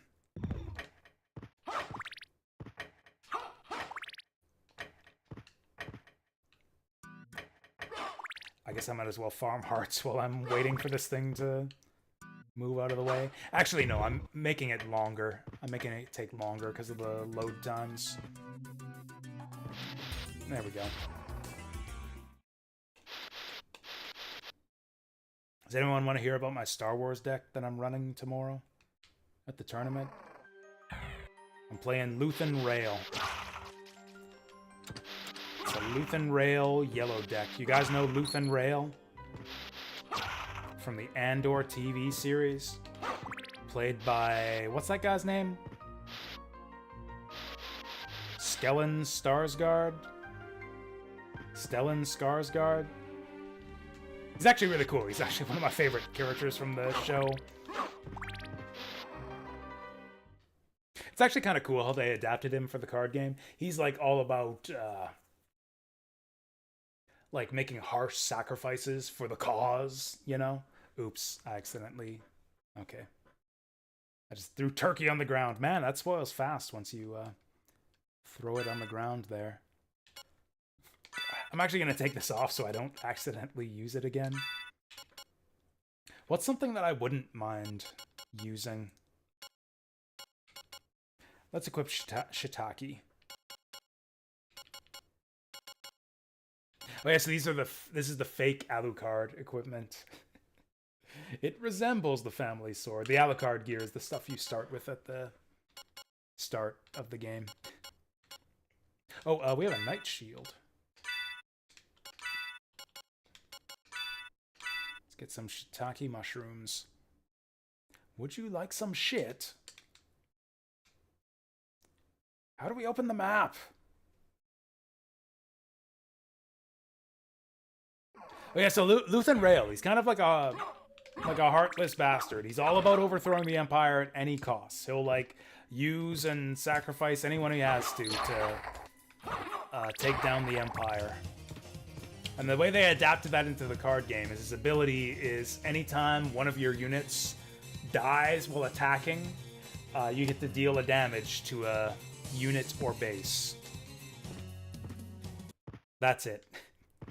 So you basically play a bunch of units, have them attack enemy units and die, and then they get to damage something else when they die. Pretty straightforward. What's interesting about it is you can also damage base. Like, most effects just, like, deal 1 damage to a unit. A lot of leaders in the game are just blah, blah, blah, something happens, deal damage to a unit. Luthen lets you deal damage to a unit or base. So you can actually damage the opponent's base by getting your units killed. And that's kind of the point of the deck, is to kill everyone.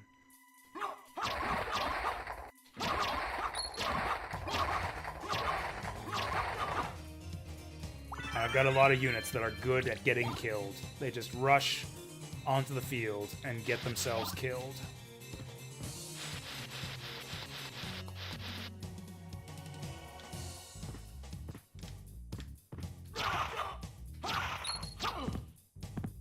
Well. Oh, we can have 3 holy water active at once. I thought it was only 2 for the PS1 version.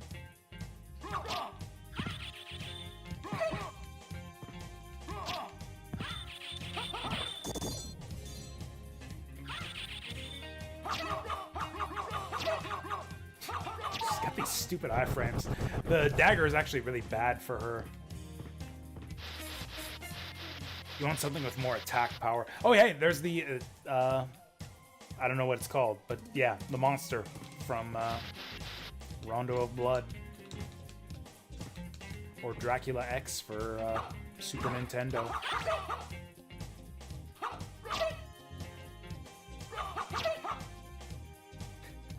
Man, these Huntresses look kind of silly on the Saturn. The transparency effect was way better on PS1. I like her sexy little poses, though, when she gets hit. Oh, this music is so good. We got like the flamenco guitar or something. I don't think it's flamenco, but you know, it's cool. It's cool guitar. Have we been here? No. I guess I might as well while I'm here.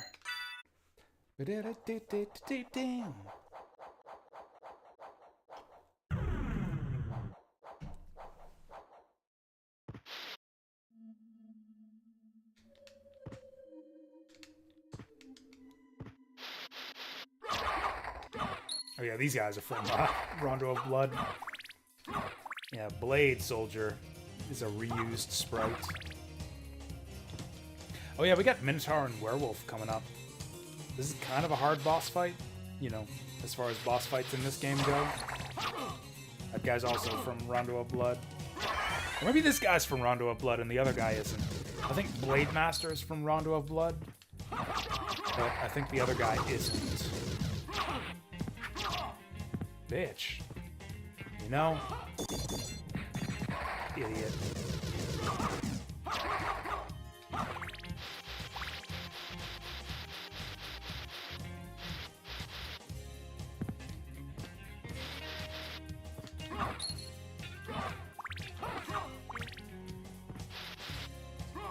Not only am I a Symphony of the Night apologist, I'm also kind of a, like, GBA Castlevania hater. I don't know. Like, that's the big argument. Like, is this game better or worse than the GBA Castlevania games? Or specifically Aria of Sorrow? Like, people say, like, oh, Symphony of the Night was surpassed by, like, GBA and DS Castlevania. Like, Aria is better, Dawn is better, Portrait of a Ruin and Order of Ecclesia are all better. And, like, no, they're not. You know? They're not as fun as this one, for starters. Like, that's already an undefeatable argument right there. They also don't look or sound as good. And, like, that's kind of a big thing. That's actually kind of a really, really big deal in a game where, like half the game is kind of just...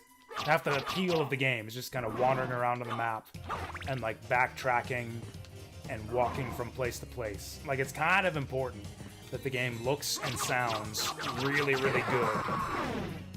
If you're just gonna be, like, walking around and backtracking and vibing for half the game.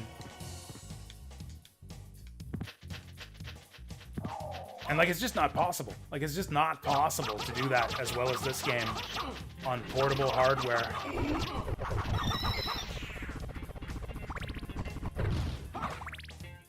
I don't think it's even theoretically possible to make a game better than Symphony of the Night on the Game Boy Advance. The hardware just doesn't allow for it.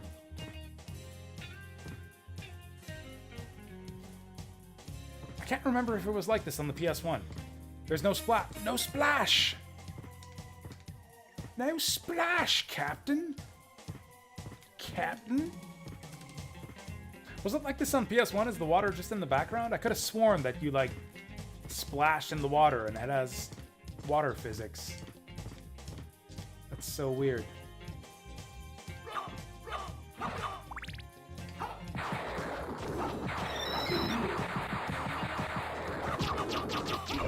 That guy is very lightning resistant.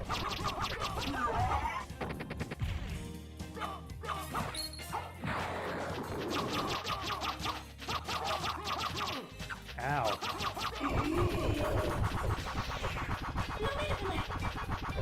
What did she say? Oh. I think she said that owl's gonna fucking kill you. I think that's what she said. This is the save point, right?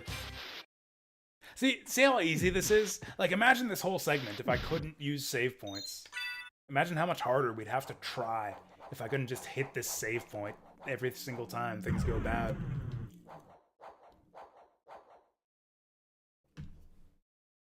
This is kind of a tall can of beer. You guys can't see it, but this is a tall beer. Okay, I'm just gonna look it up. I'm just gonna fucking look up how to map on the Sega Saturn.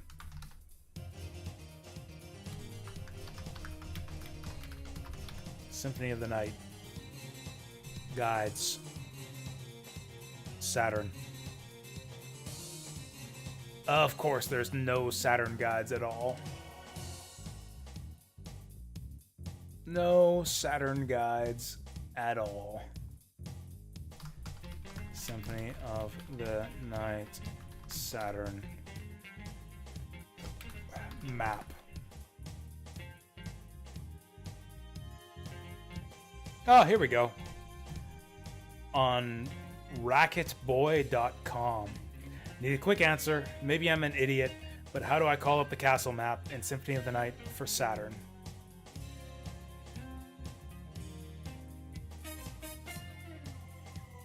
There's a link for an answer, but I can't. Is it broken? It's taking forever to load this link.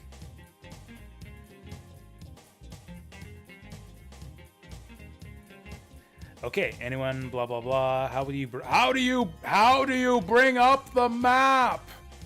Start button, L button. Wait, seriously? Off my shoulder, fairy. I could have sworn that I tried this.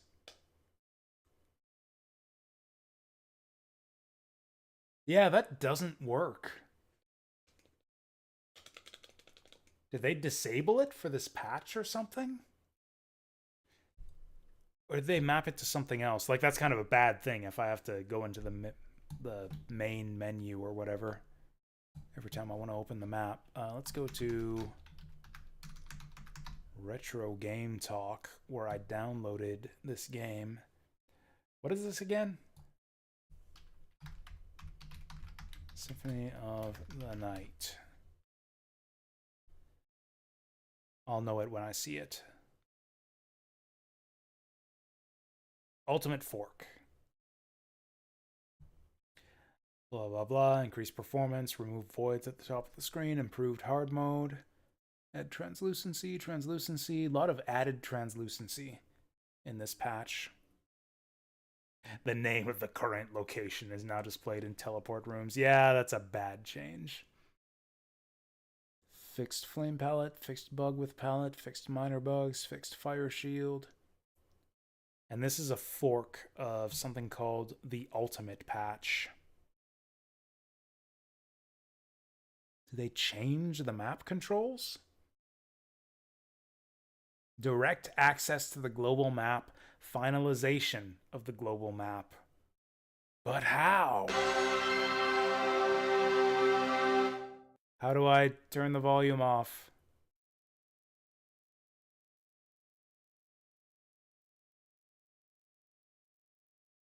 How do I turn it off? Okay, forget that. How do I map? That's like a feature of this hack, right? Surely their little preview video will show how to map. Okay, I guess I'll have to look it up. Symphony of the Night Ultimate Patch? Saturn Ultimate Patch. You know, this would not be a problem if they just kept the original map controls.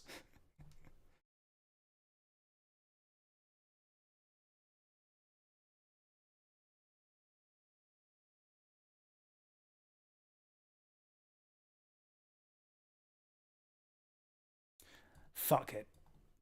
Fuck it. We've wasted too much time on this already. We'll just go mapless. Direct access to maps. So they changed the map controls. Like, they thought it was too cumbersome to have to go into the menu, like load into the menu and then hit L to load up the map. Like, that's fine. That's good that they changed it. It's just, I need to know what they fucking changed it to. Maybe something plus start?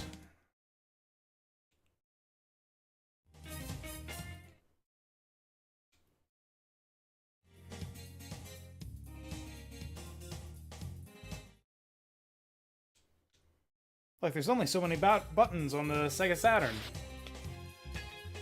Cool. Eating a shiitake mushroom. I don't know. Ow.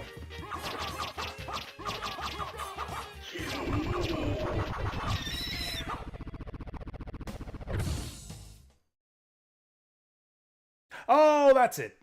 That's it. Up plus start. There you go. Wow, we missed a lot of stuff.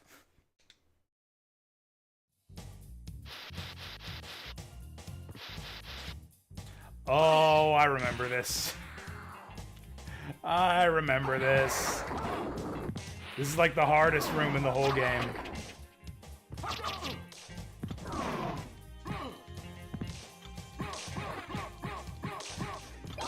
Hell yeah.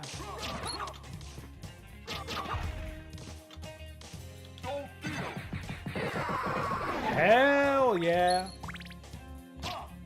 Oh. That fire looks so bad.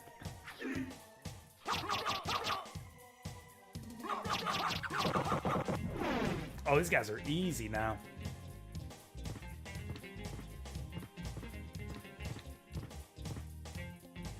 We got a shield rod. You know what? I think I'm going to use the shield rod. Basilard's making things too easy. I think we need a shield rod. How do you even shield rod on Saturn? On the PS1, you had to press like both hand buttons at once. That was... I think it was square and triangle? Or was it square and circle? I guess I'll have to use 3 fingers for this. How does this work again? I forget how to use the shield rod. Oh, that's how. Defense up! Defense negative up. What's with the dash? Oh my god! We just two-shotted that guy. We must have critted him. Now where'd we go? How do I get out of here? Oh, we gotta press the B button to cancel out. Oh my god! Why are we doing so much damage?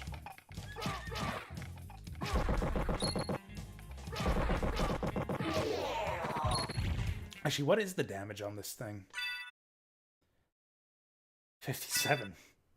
Well, up from 42. That's not that much of an improvement. Oh.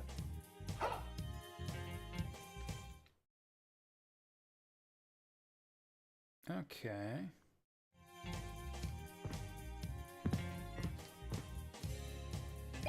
Oh, we got a blood cloak.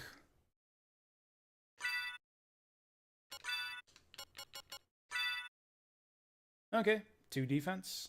Oh, I actually don't like the minus luck, but I'll take it. Plus 3 con, but I have absolutely no idea what con does in this game. Also, this is another one of those unique rooms. Like, we got, like, bloody teeth and bones in here. And a skeleton with his legs missing.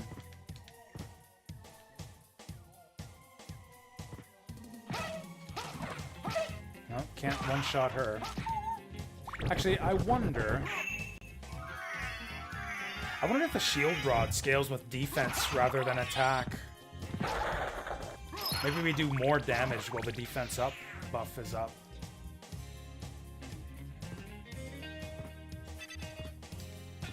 Also, there was a save point here, right? Okay, let's go fight Minotaur and Werewolf.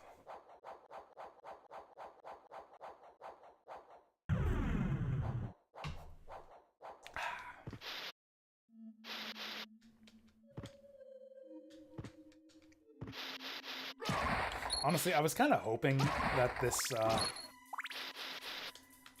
this ultimate patch or whatever would do a lot more for this version of the game. I was kind of hoping it would be a bit more like the PS1 version in terms of like the look and performance and everything. The sprite scaling is still way off. I don't know if this is like a different resolution or what. I don't know why they did it this way. But like all the sprites look weird.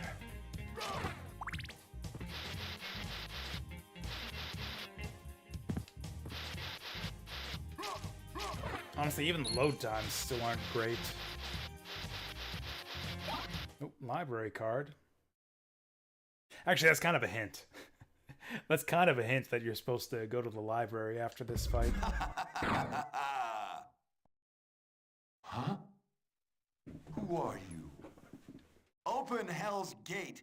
Come forth, my servants. The scent of your blood. You're a Belmont. Crush this flea who invades my castle. No, I'm killing the fleas that invaded your castle.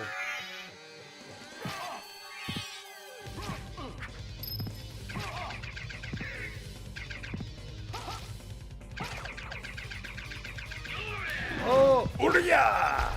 Oh, down goes Werewolf.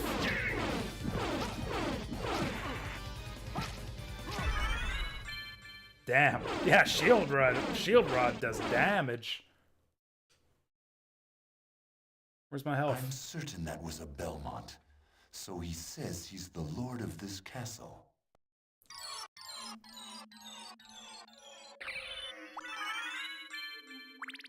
Cool.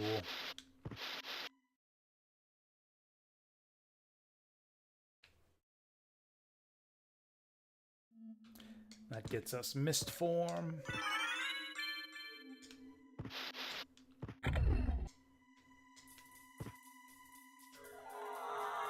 God, the mist looks so bad in this version. Right, and then I guess we card back to the library.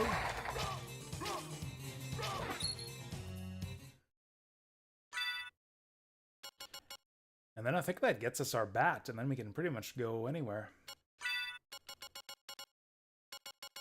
I guess I want to sort this at some point. How do I do that? What is the sort button? There we go. Sorting's kind of a pain in this game. Let's go dagger. Kind of want to go in reverse order. So whatever you select goes to the top. So I guess we'll do whatever we want to put at the bottom. Let's do bomb, shoot, food, potion. Oh wait, we fucked this up. Let's go food, shoot, throw. I don't know the difference between shoot and throw. Actually, let's go food and potion above that. Okay, potion, food, throw, shoot. Bomb, that's fine. Then we got our weapons. Let's go shield. Let's go fist, club, two-hand, sword, dagger. Okay, then anytime we want to sort, it's kind of dumb, but we got to do it like this. That's what we got to do every time we want to sort our inventory. Look, it's just what you got to do. Old games are just like this sometimes. I mean, usually older games, like usually games like from the 80s, you got to do dumb shit like this to sort your inventory. Oh. Yeah, sure. So I don't know if you guys knew this. I'm going to give you a simple pro tip for anyone who doesn't understand the math behind Symphony of the Night. So your attack stat, that's how much damage you deal. You see that says attack A57? That means we do 57 damage. Minus whatever the enemy's defense is. You see that defense stat, 19? That means that any damage that is dealt to us is reduced by 19. It is literally the attack and defense stat from Fire Emblem. It's just addition and subtraction. It's actually a really bad system for a game like this. Like, it scales. Like, the scaling is all off.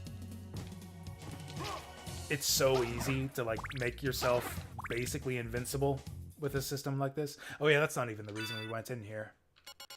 We want our library card. Wherever that is.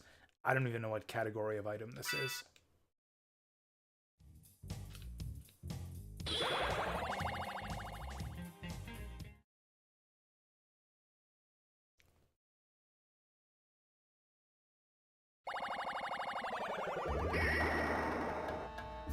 Do we want to go shopping? How much money do we have? What can I do for you?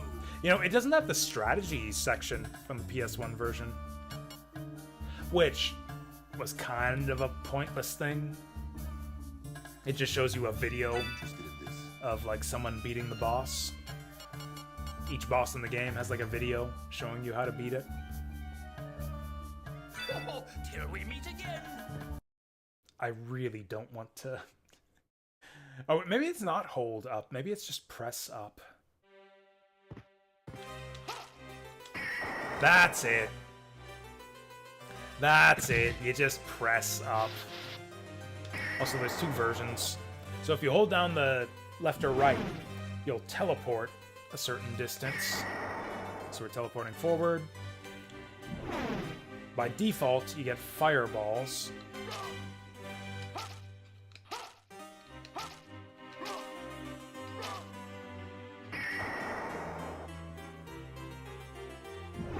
I messed it up.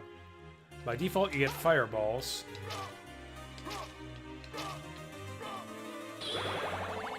Oh, I fucked up. I accidentally hit L. Although... Ah, what a waste. We just ate a library card for no reason. Yeah, so now it doesn't offer the magic scroll. Because I already proved that I know the... Ooh, Ring of Pails. That could be good. Is it Pails or Pales? Is Pales the name of, like, some Greek god? Or is it Pales, like undead are pale? Or like I'm pale? Oh, we can't afford that anyways. Seems pretty good, though.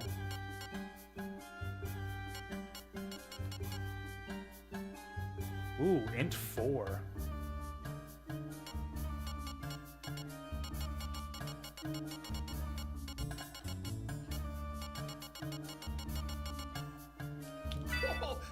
So yeah, int is basically like strength for sub-weapons. Int determines the damage, just adds to the damage of your sub-weapons and your magic. In fact... Oh yeah, strength adds to your damage too. I think every point of strength is just like 1 damage. In fact, the Basilard is 1 attack, so if I put on the Basilard, that should be 22 attack. Yeah, our attack goes down to 22.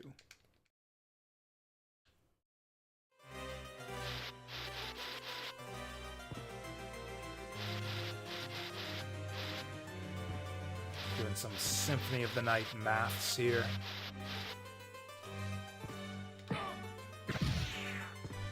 Okay, I'm gonna go to bed soon. Oh, perfect timing. It's like exactly 12 o'clock here. Gotta finish. Oh, man. I'm feeling lightheaded from, like, all the scotch and the beer. Which, you know, was kind of the point. Was to help me go to sleep. I'm not even halfway done my beer. I still got half a beer to go here.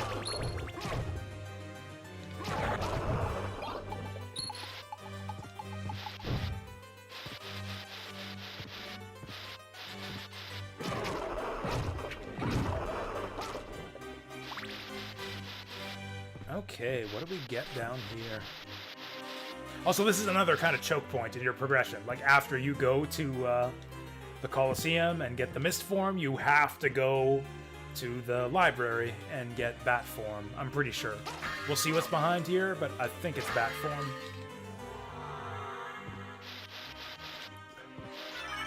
Yeah, Soul of Bat. And that's the only useful thing you can do after getting Mist Form. So the game's progression is actually kind of linear. It's kind of like a scavenger hunt for the one useful place you can go to after you get each major item. And, like, you don't know that your first time through the game.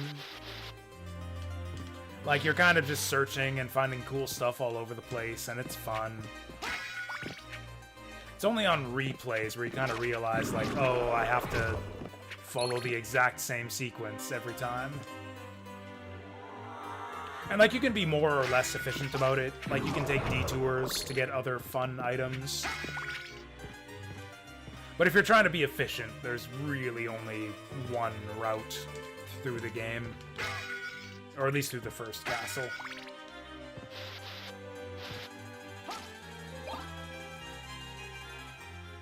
There's a fun little secret here. Oh, look at that.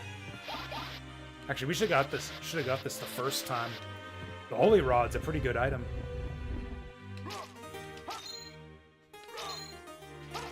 We're throwing out Gradius shields. I have no idea what these do. I think they're just for decoration. Will it damage him? I don't think it does. Yeah, it's just for decoration.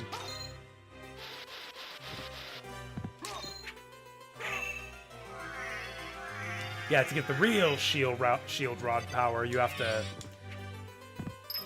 hit the shield and rod buttons at the same time.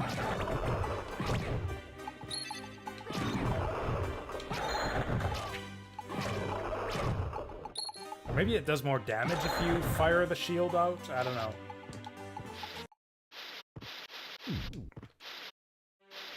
Okay, what else can we do before I finish this beer?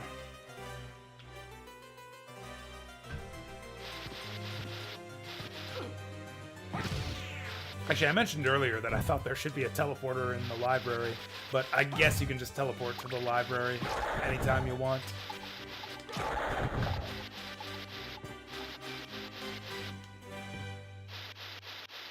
Actually, we don't have the wolf run yet, do we?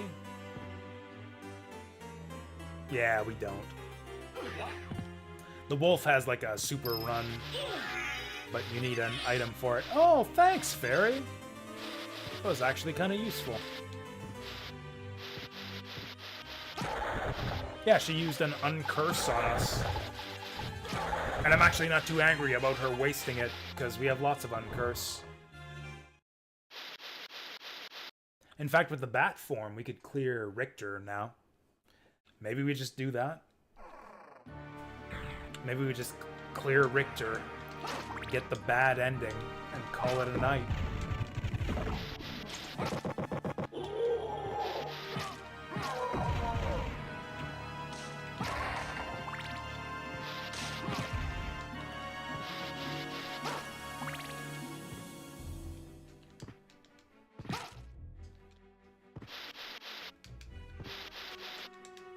Also, the Metroidvania is kind of a difficult genre to perfect.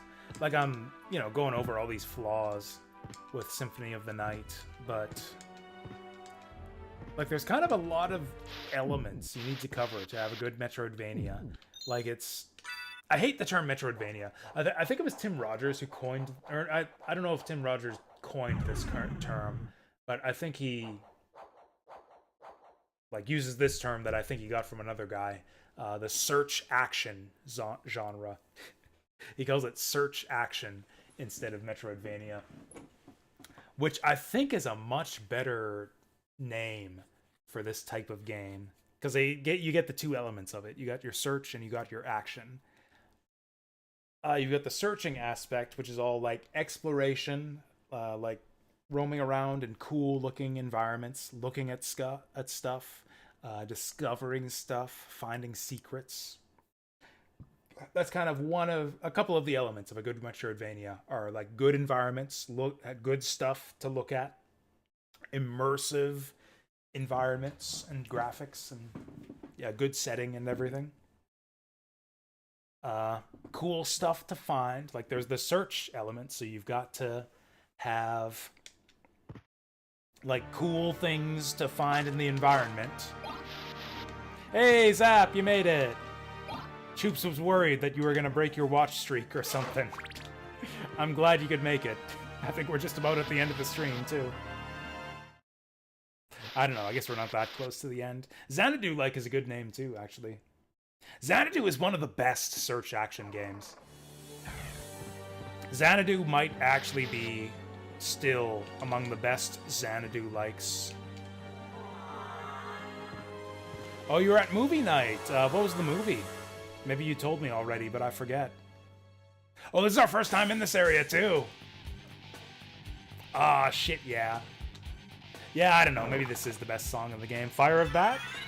Fire of Bat.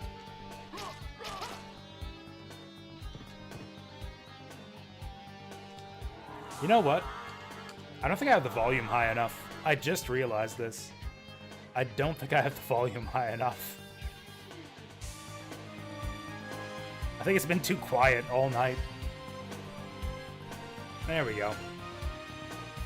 Kiki's delivery service. Nice. Oh! That, I don't know if they changed that for this patch or if that's a change for the Saturn version. But yeah, the Bat Dash lasts forever. Oh, that's some good QOL right there. Yeah, in the original PS1 version, this guy's lost his red eye. His eye's like see-through. Normally he has a red eye.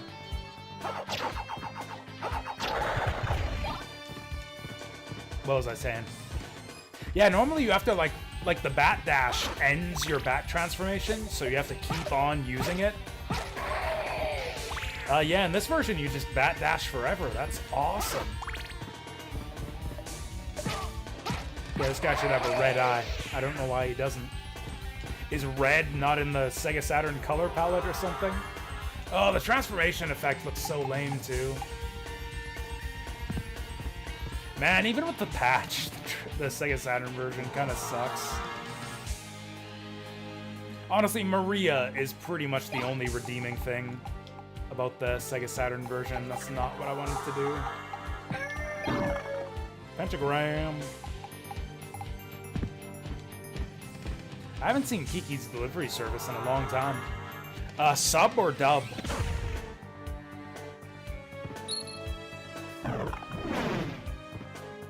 I feel like I know the answer, but yeah, sub. Sub is... Oh yeah, actually, Choops was asking me earlier, like, what are games that would get me to rant for 20 minutes? Which I don't really have. I'm not like verbally proficient enough to speak continuously for 20 minutes. But one of the things that'll get me to rant is Kiki's delivery service, and specifically the dub for Kiki's delivery service that completely ruins the ending.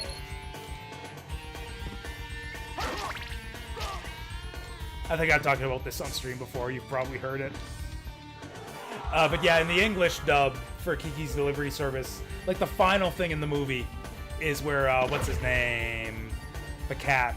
Gigi, I think, comes back to her. Gigi comes back, but like he can't talk anymore. She can't understand him. Oh, I'm out of MP. That kind of sucks. So it's like,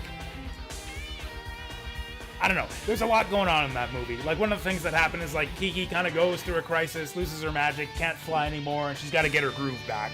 And one of the bad things that happens to her during that time is she can't understand Gigi anymore. He becomes, like, a normal cat then.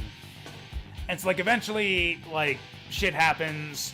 Kiki saves the day. She gets her groove back, gets her magic back. But she doesn't get Gigi back. He's still a normal cat after all that. And that's, like, the last thing in the movie, is Gigi comes back and he just meows at her and, like, licks her hand, and she's happy to have him back anyways. And it's, like, this beautiful, bittersweet moment. In the English version, he just talks to her. They just ruined that. I think it's Phil Hartman does the voice of Gigi in English. And it's just like, hiya, Kiki! Meow! And, like, that's it. That's the end of the movie. And it, like... It's not the same thing at all. It's a totally different tone. They like completely changed the feel of the ending. It completely ruins it. I hate it so much. It's like such a like shocking and like bittersweet little moment in the original Japanese ending. And in the English version, it's just like, oh yeah, that's a little like loose end that we have to tie up. Everything's happy. I've seen Miyazaki talk about that in interviews too. I don't know if he did it in the if he said this in the context of like how he feels about the English dub, or if he even knows about it. But he was talking about the ending of the Kiki's Delivery Service and how it's like it represents like something about personal growth and growing up. It's like every time you step forward, you lose something else. I think that's the way that the subtitles translated it, at least. Is his philosophy is that like every time you gain, you lose is what he says, according to the subtitles. And like I think the ending of Kiki's Delivery Service is like a great representation of that. In Japanese, at least. In English, they just completely changed it to a generic happy ending. And I hate it so much.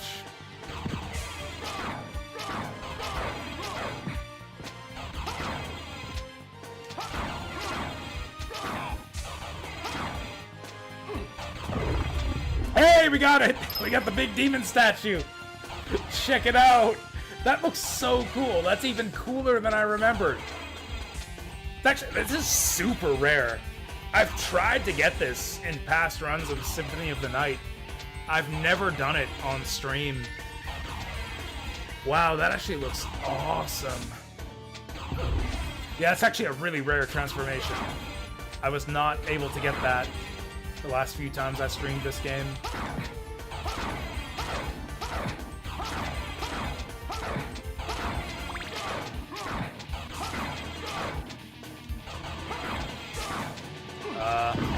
When is it done?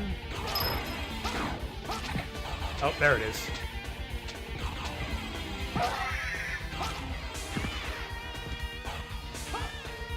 Pinterduro says her ability paint doesn't fully come back. The whole movie is a metaphor for artistry?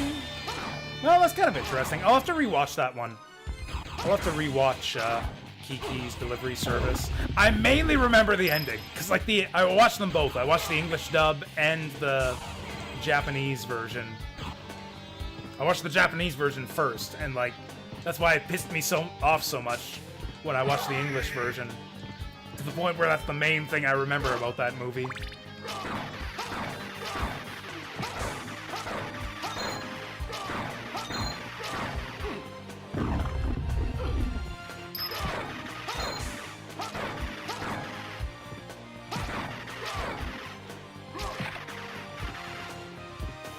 Is that it? How many wheels do we gotta hit?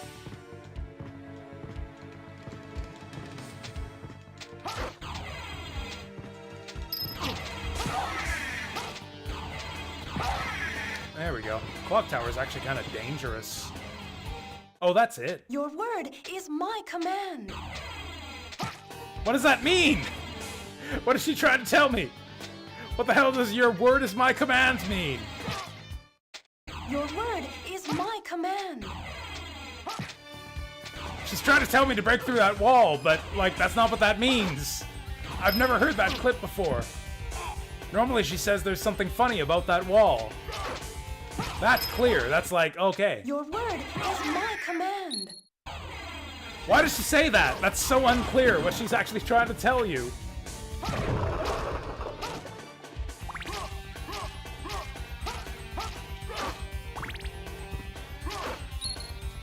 Yeah, see, and that's the thing. You wouldn't know the difference if you've only seen the English version.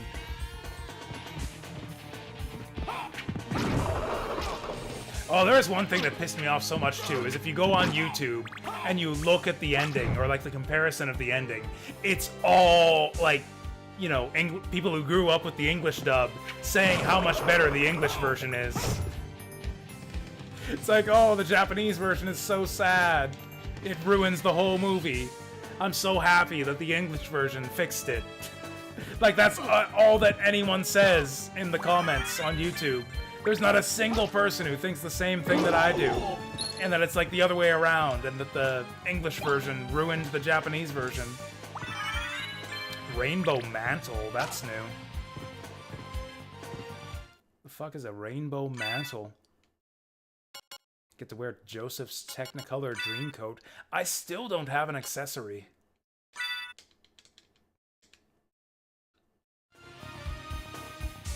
That looks so bad. What's rainbow about it? It's just like 2 colors. Epilogue credits sequence. Yeah, Miyazaki films or Studio Ghibli films tend to have really good credit sequences. I mainly remember the one from The Secret World of Arrietty. I loved the end credits of Secret World of Arrietty.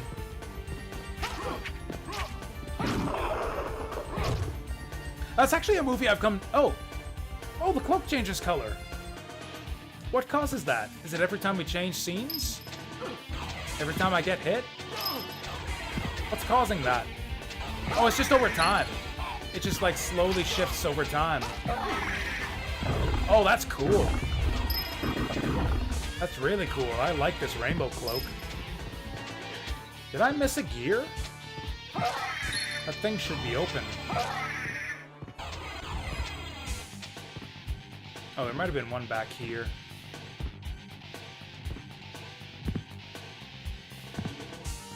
Damn it.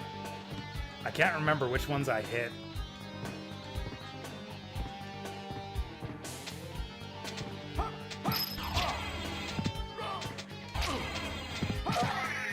Honestly, I wasn't too impressed with The Secret World of Arrietty the first time I saw it. Like, it was... Oh, okay. Well, I guess we'll have to hit this one anyways.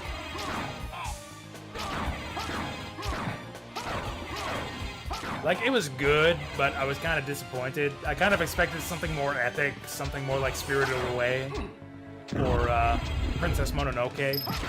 And The Secret World of Arrietty was a lot more low-key.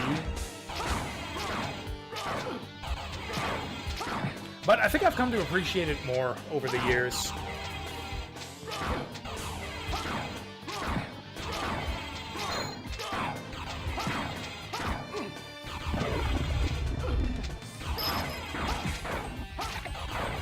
Fuck! Oh, it hit it twice. Would Dracula approve of this cake? I think he would approve of this one. We got the blood red on the inside.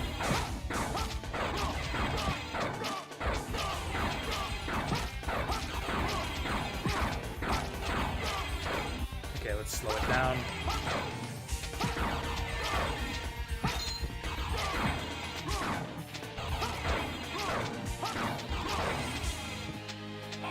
No! Honestly, I don't know which wheel I missed. I kind of have to do them all. Might have missed this one.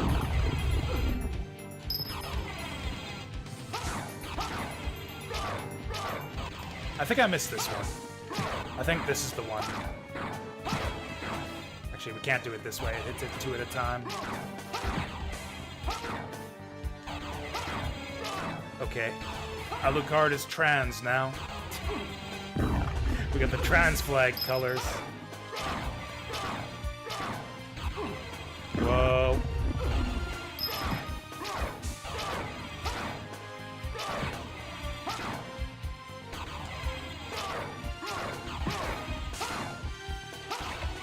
There we go. Okay, that's gotta be it. Ow. Okay, we're gonna die at this rate. Oh, that was it. That was not it. Fuck. Ooh, I like the Halloween orange cape now. Oh, it's this one. It's this one. Yeah. Yeah. Steel helm, gold plate, star flail. A good haul. I still don't have any accessories. Do we have anything good? Ice mail. Might as well take the ice mail. You know, I think I like int +3. Oh, and this is the same defense. Yeah, absolutely. We take the stone mask. Ooh. Int +6. Yeah, I'll take a 2 defense hit for int +6.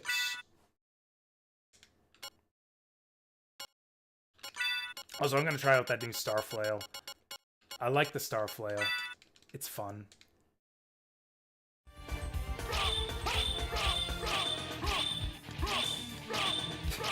Check it out. Can you see the difference? This is the normal attack. Oh, that's a good color combination. This is the normal attack.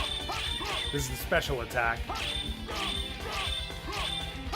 It's like a 1-frame little starburst. I think it does like a tiny bit of extra damage. There's so many little things in this game like that. Like weapons that have like weird special properties, like the Star Flail. It has a bit of extra range compared to other maces. And it has that special ability that does a tiny bit of extra damage and a tiny bit of extra AoE.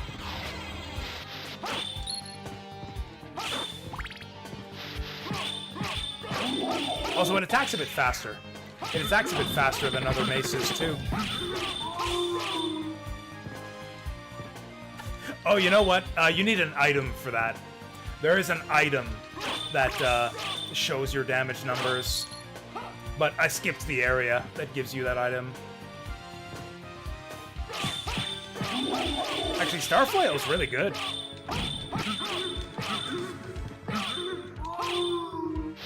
Starflail is actually really, really good. I forgot that it has higher attack speed. Extra range, extra attack speed. This thing's actually really good. Yeah, there's damage numbers normally. I just didn't go to the area that gives you that item. It's kind of a bit of a detour, and kind of an unnecessary detour. Ooh, I like this color combination too. Man, this rainbow cloak is the shiznit.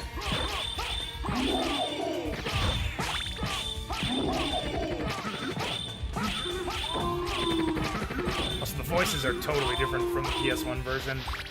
I think it's because it's using the Japanese voices. This guy's trying to lead me away from the secret. You won't fool me.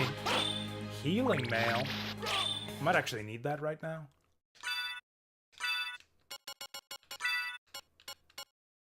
Restores HP while walking.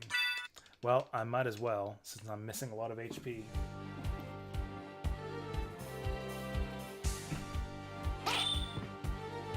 Oh god, it's 12:30. I was gonna end the stream at 12. It's fine. We're most of the way to Richter. We'll fight Richter, and then we'll go. How will we compare our weapons? It just tells you how much damage the weapons do. Like, what's our attack right now? It's 36. We do 36 damage. Like, that's it. That's the way attack works in this game. You just do as much... Whoa. You do as much damage as your attack stat says. Minus the enemy's defense. It's literally Fire Emblem math. Attack minus defense.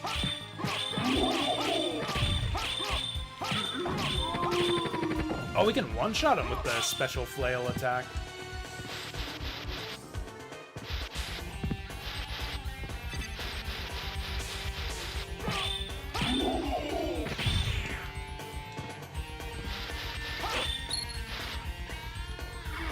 Why am I even using these things? I can fly. I like the references to Rondo of Blood. I actually appreciate this game a lot more now that I've played Rondo of Blood. Like, all these callbacks. Like, the way it progresses the story of Rondo of Blood. The way it references it with the level design. Like, I wouldn't catch... No English player would catch any of that. Like, Rondo of Blood didn't exist in the West back in the day. This game is literally the sequel to Rondo of Blood. This game is called, like, Rondo of Blood 2 in Japan. This is an actual joke of a boss fight.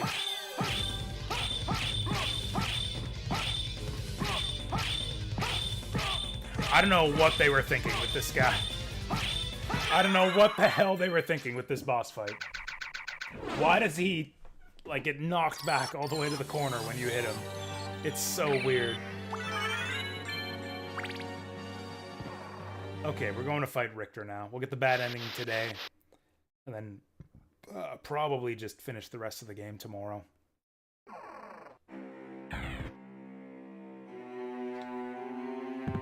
Okay, we've been down here. That's wrong. Oh yeah, the bat wings changed color too. Oh yeah, so if you ride the elevator up here, it's like, you know, kind of a epic, it's like the Magus fight. The lion heads light up, the torches get lit up as you ride the elevator up. And they stay lit for the rest of the game. Those torches are lit permanently. So one thing I like to do is just skip the torches so that they never get lit. I'm denying Dracula his spooky, epic torch lighting business. Falchion. That's like such a lame sword to be right outside the fake final boss. Oh, actually 32. That's pretty powerful. Like, it's just a regular sword. There's so many cool, like, so many cool special weapons in this game. Like the shield rod, star flail, that all have unique special properties. And then there's just like a whole track of just swords. Like, oh, this sword is easy to use. The Bekatowa. And like, they're all the same thing. They're all the exact same thing, same animation, no special moves. Who would ever use these? You'd have to be so lame to use like the Bekatowa or the Falchion, which is not at all like the Fire Emblem Falchion. This one's just a normal sword. It says it's a curved sword, but it's, as you can see, it's the exact same thing as the Bekatowa. Maybe a little bit shorter. Actually, let's get sorting.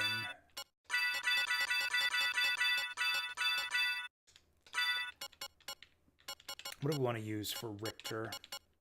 Oh, this is actually our highest damage weapon, just about. Actually, Shield Rod would be pretty good for Richter. Oh, and actually, yeah, Shaman Shield has higher defense. And it'll have a different effect with the Shield Rod. What does it do?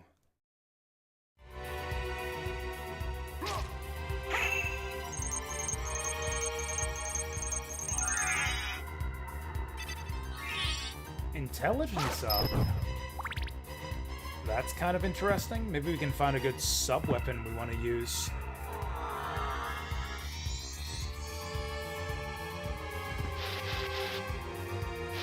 Or we can just, like, soul steal them to death. Oh, you know what? With the form of bat, we could get the super jump from the clock room.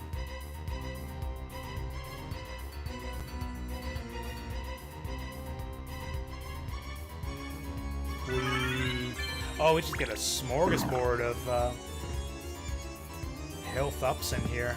Oh, look at that. Look at that! I actually might want the fairy for Richter.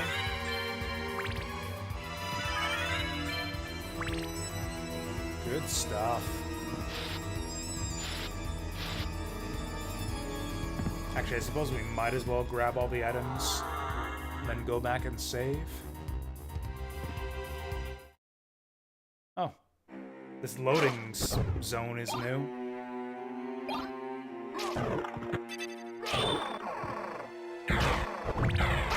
Yeah, the PS1 version didn't have to load this in. You get all this cool stuff as Richter when you go up here, but you get nothing as Alucard. I stand corrected. Okay, you get food, but you don't get the equipment.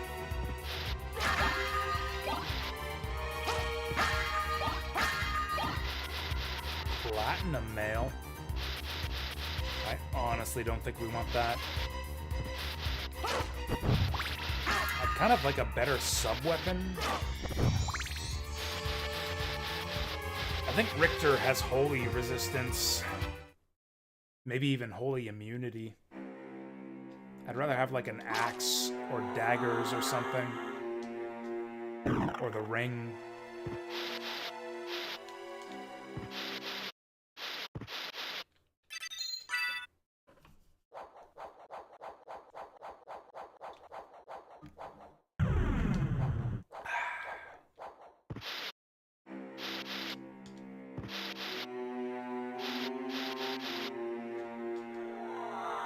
All right, it's Richter time. Oh, hey, it continues the bat dash all the way in. I'm afraid I'm gonna like break the game or something. Nope, we're good. I've been waiting for you. Oh, it's using the other weird So it sprite. is you. But why is a Belmont planning the resurrection of Count Dracula? That's so weird. Why did they change his sprite for the Saturn Count version? Dracula rises but once every century, and my role is over. If I can resurrect him, then the battle will last for eternity.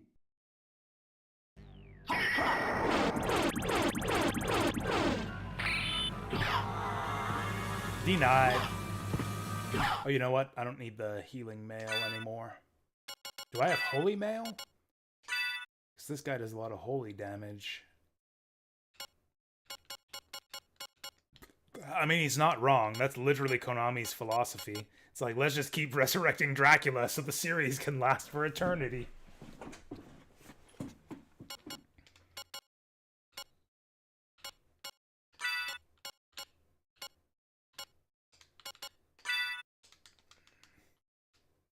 And they're making a new Castlevania game.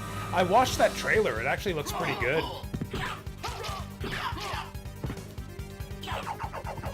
Ow.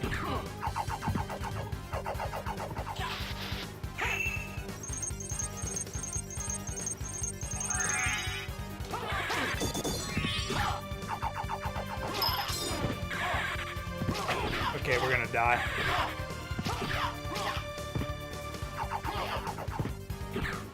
Nope, we're fine. I think they changed his AI for the Saturn version. He seems a lot more aggressive than I remember. Yeah, his attacks are a lot more varied. The blood of Dracula flows strongly in you after all. But this whip is not my only weapon. That's completely different from what he says on the PS1. Oh no. We made our fairy sad. Us. I knew it. Only the Count is a true match for me. What? Where did all these new voice clips come from? Like, these can't be for the Saturn version, because the Saturn version was only in Japanese.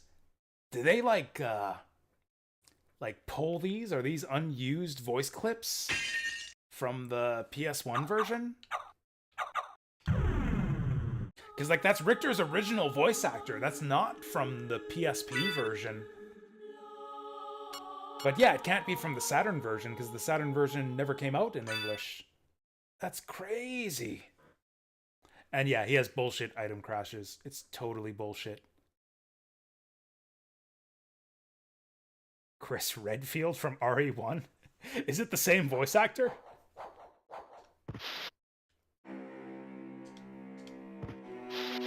Oh, I had no idea. Actually, I can't even remember what Chris Redfield sounds like. And we're in. November loading. Oops, I matched a little bit too hard. Hey, 3 hours to get here. That's not too bad.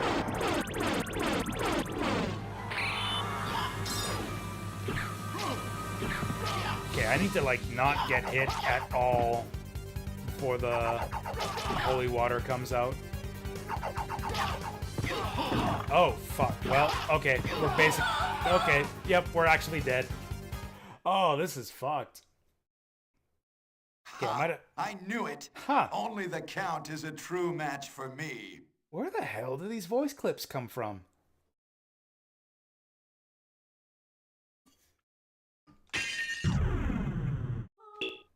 Oops.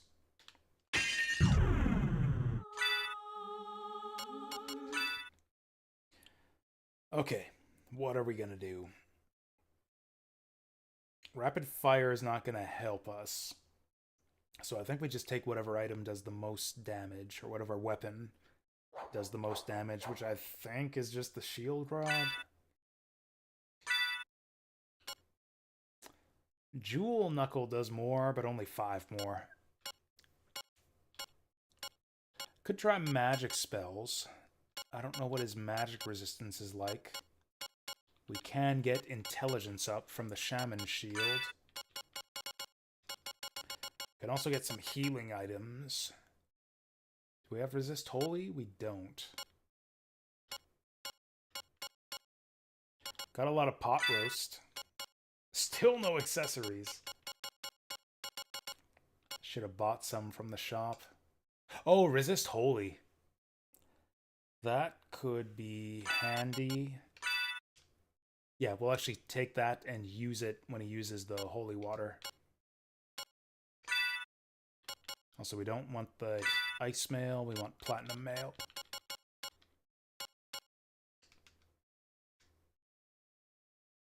Oh, also, the fairy lady is useless here. Oh, she's level 10! She's level 10. I think she can sing now. Do we want to try it? Yeah, I think level 10 is the threshold to get her to sing. Or is it the green fairy who sings? I can't remember. I'm going to take a bathroom break. And we'll see if our little mockingbird sings for us. I will be right back.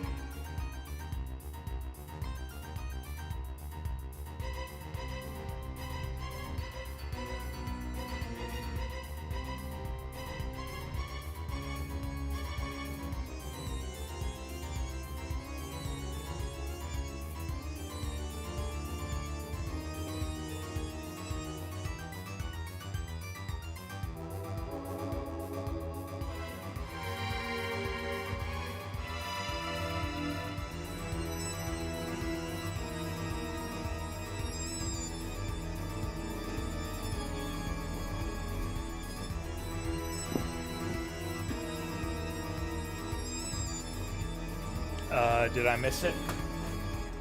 Did she sing? I don't think it's the blue fairy that sings. I think it's the green fairy.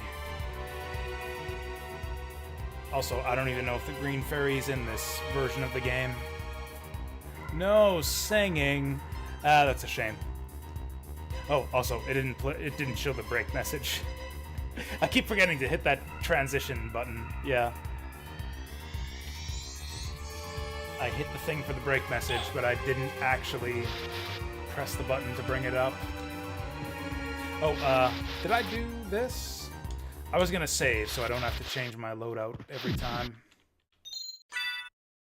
Can't remember if we did this, but we're gonna do it again. I wish we had a better weapon than holy water. Okay, let's go for an int strat this time. I'm gonna buff my int, and then we're gonna Tetra Soul this guy.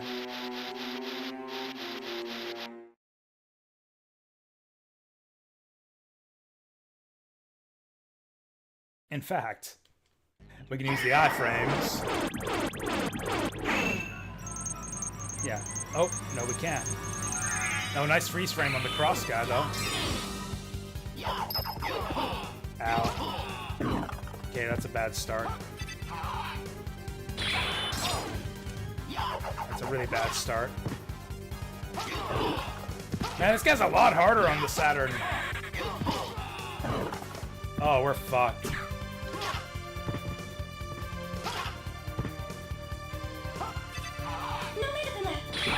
Oh, he item crashes to avoid your magic. What a shitter.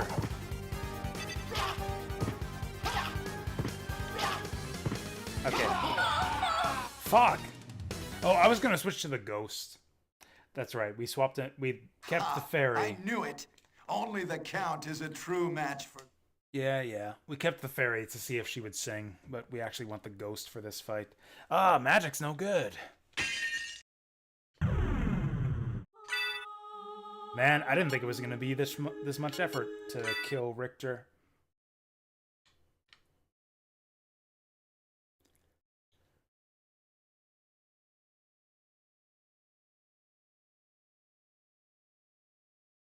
I guess it could be that we haven't hit the level threshold to make the fairy sing. I thought it was level 10, but maybe it's higher. Okay, let's bring in the ghost. He looks so much worse in this version.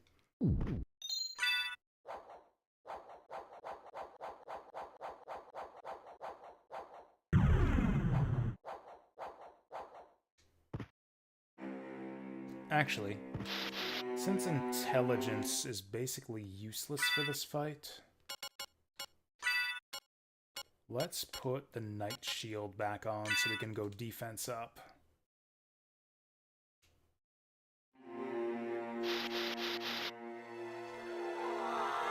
Oops.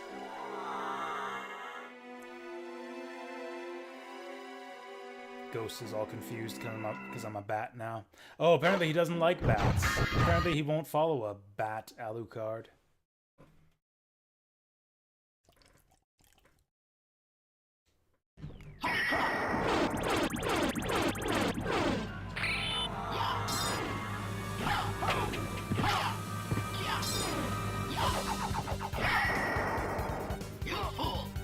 Not quite what I had in mind, but okay. He's not doing the thing. Fuck you! There we go.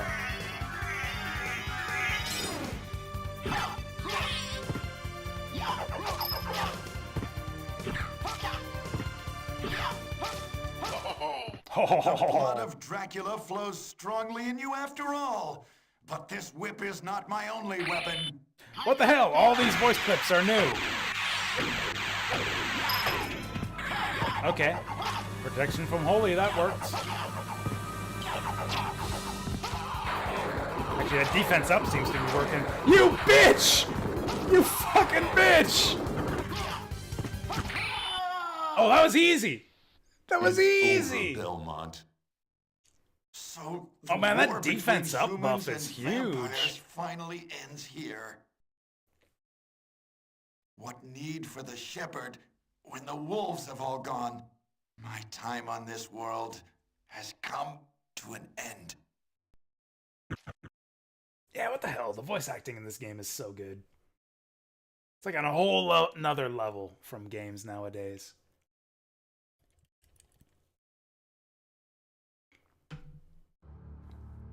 Oh, we get some FMV. I forgot about this.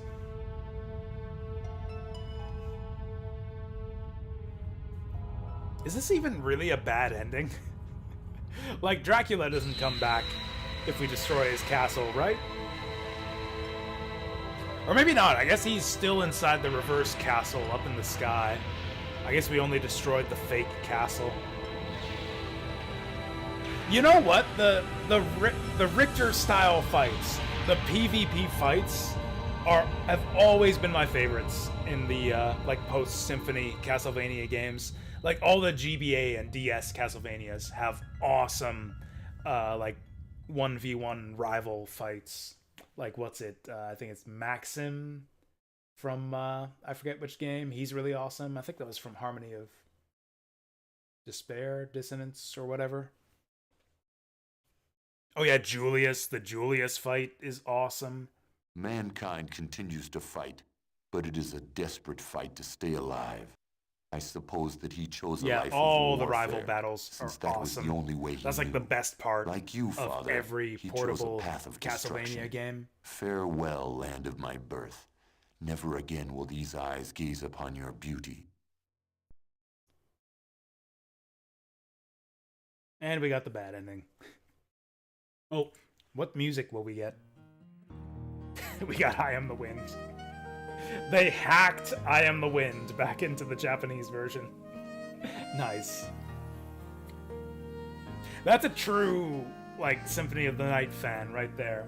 So many people try to, like, undub or, like, strip away all the stuff from the American versions of games. It's like, no, let's hack I Am the Wind back into the Japanese version of the Sega Saturn version of Symphony of the Night.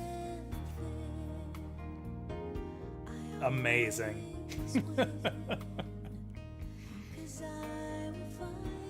Programmers. Oh, this game had a lot of programmers.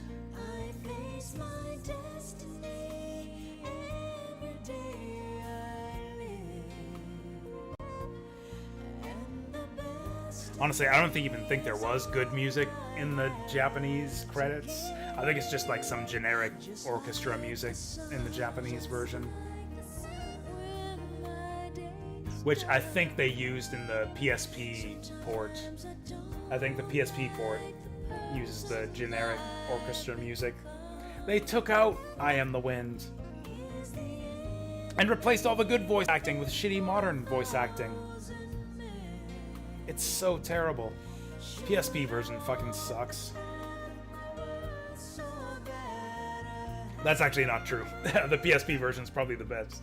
Probably one of the best versions of Symphony of the Night. Because it has all the extra features. The Singing Fairy, the Nose Devil. Yeah, there's a lot of cool stuff in the PSP version that's not in the PS1 American version. That's actually probably the version I've played the most. Because like it was on PSP and I had my PSP with me like during class in college all the time. So I played a shit ton of Symphony of the Night on my PSP in college. I actually filled out the item collection. Like if you go talk to like the librarian, he shows you the bestiary. And like it'll show you the drops for each monster, but only the drops you've actually gotten. So I actually farmed every monster in the game to reveal all of their drops. My PSP save for Symphony of the Night actually has a complete bestiary with every single drop collected. It actually didn't even take that long. In luck mode, it actually didn't take that long. Like maybe a half an hour of grinding. Maybe a bit more than that. Maybe closer to an hour. It's tedious. Like you do a lot of that in the like the GBA versions. Like you have to do that for souls in like Aria of Sorrow, where you have to like find the best spot to farm an enemy. It's like the spot where that enemy is closest to a screen exit. And then you just like exit, re-enter, kill the guy, exit, re-enter, kill the guy, and do that like 50 times till you get your soul. And then if you're Dawn of Sorrow, do it 50 times more until you get your second soul. And do that like 9 times until you get 9 souls. because you need 9 souls to be fully powered in that game. Man, fuck Dawn of Sorrow.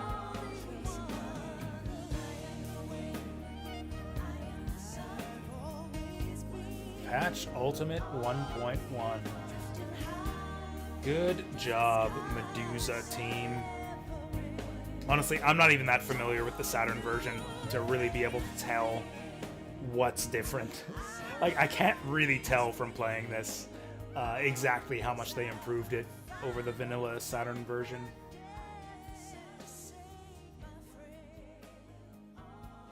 Retro collections have helpful bestiary cards.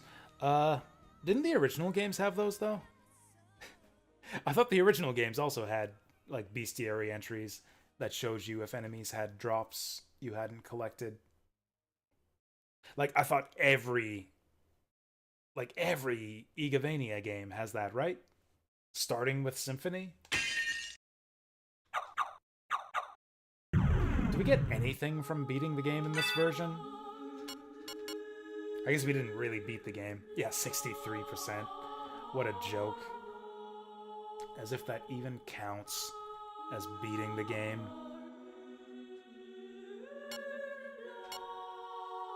Did you see Maria? Were you here when I showed off Maria in the afternoon streams app? Maria is really cool. This is the best Maria. Okay, you were here. I don't have to show it off again. We'll do Maria after the after we've fully cleared Alucard. Oh, I saw Maria in like the biblical sense. Giggity, giggity, giggity. Man, Maria's so much fun. She like already feels way better than Alucard. Oh, she refills her triple jump too. She refills the triple jump when she goes off an enemy. Awesome. Pew pew. She pew pews enemies with her finger gun. Like, come on, man. The big fireball. Big energy ball. I'm gonna actually try to hit someone with the laser.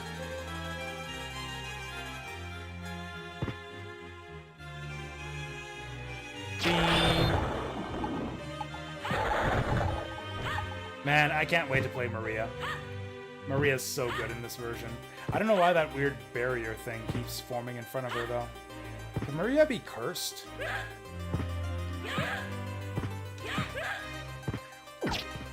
Okay, Maria can be a bit awkward when you're swarmed by enemies. Fuck these guys! Oh, it's not working. There we go. Tori! Wicked. I might have to look up the other inputs for her. I'm sure she has more spells for the other animals, but I don't know how to do them.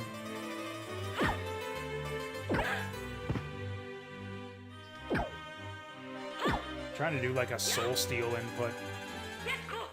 Oh. Oh, it still does Tori. I used the kick button, but it still did Tori.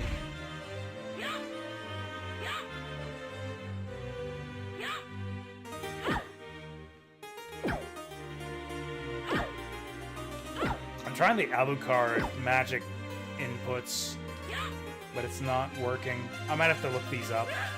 Well, whatever. We got time for that. We got time for that. Once we're finished Alucard mode. I gotta get to bed. I got my tournament tomorrow. So yeah, I got the Star Wars tournament tomorrow. But I booked the whole day off work, so once I'm done with that, I'll probably stream more Symphony. Yeah. Alright, thanks everyone for stopping by and hanging out. Have a great weekend and a great rest of your Friday, and I'll see ya next time. I missed the end stream button.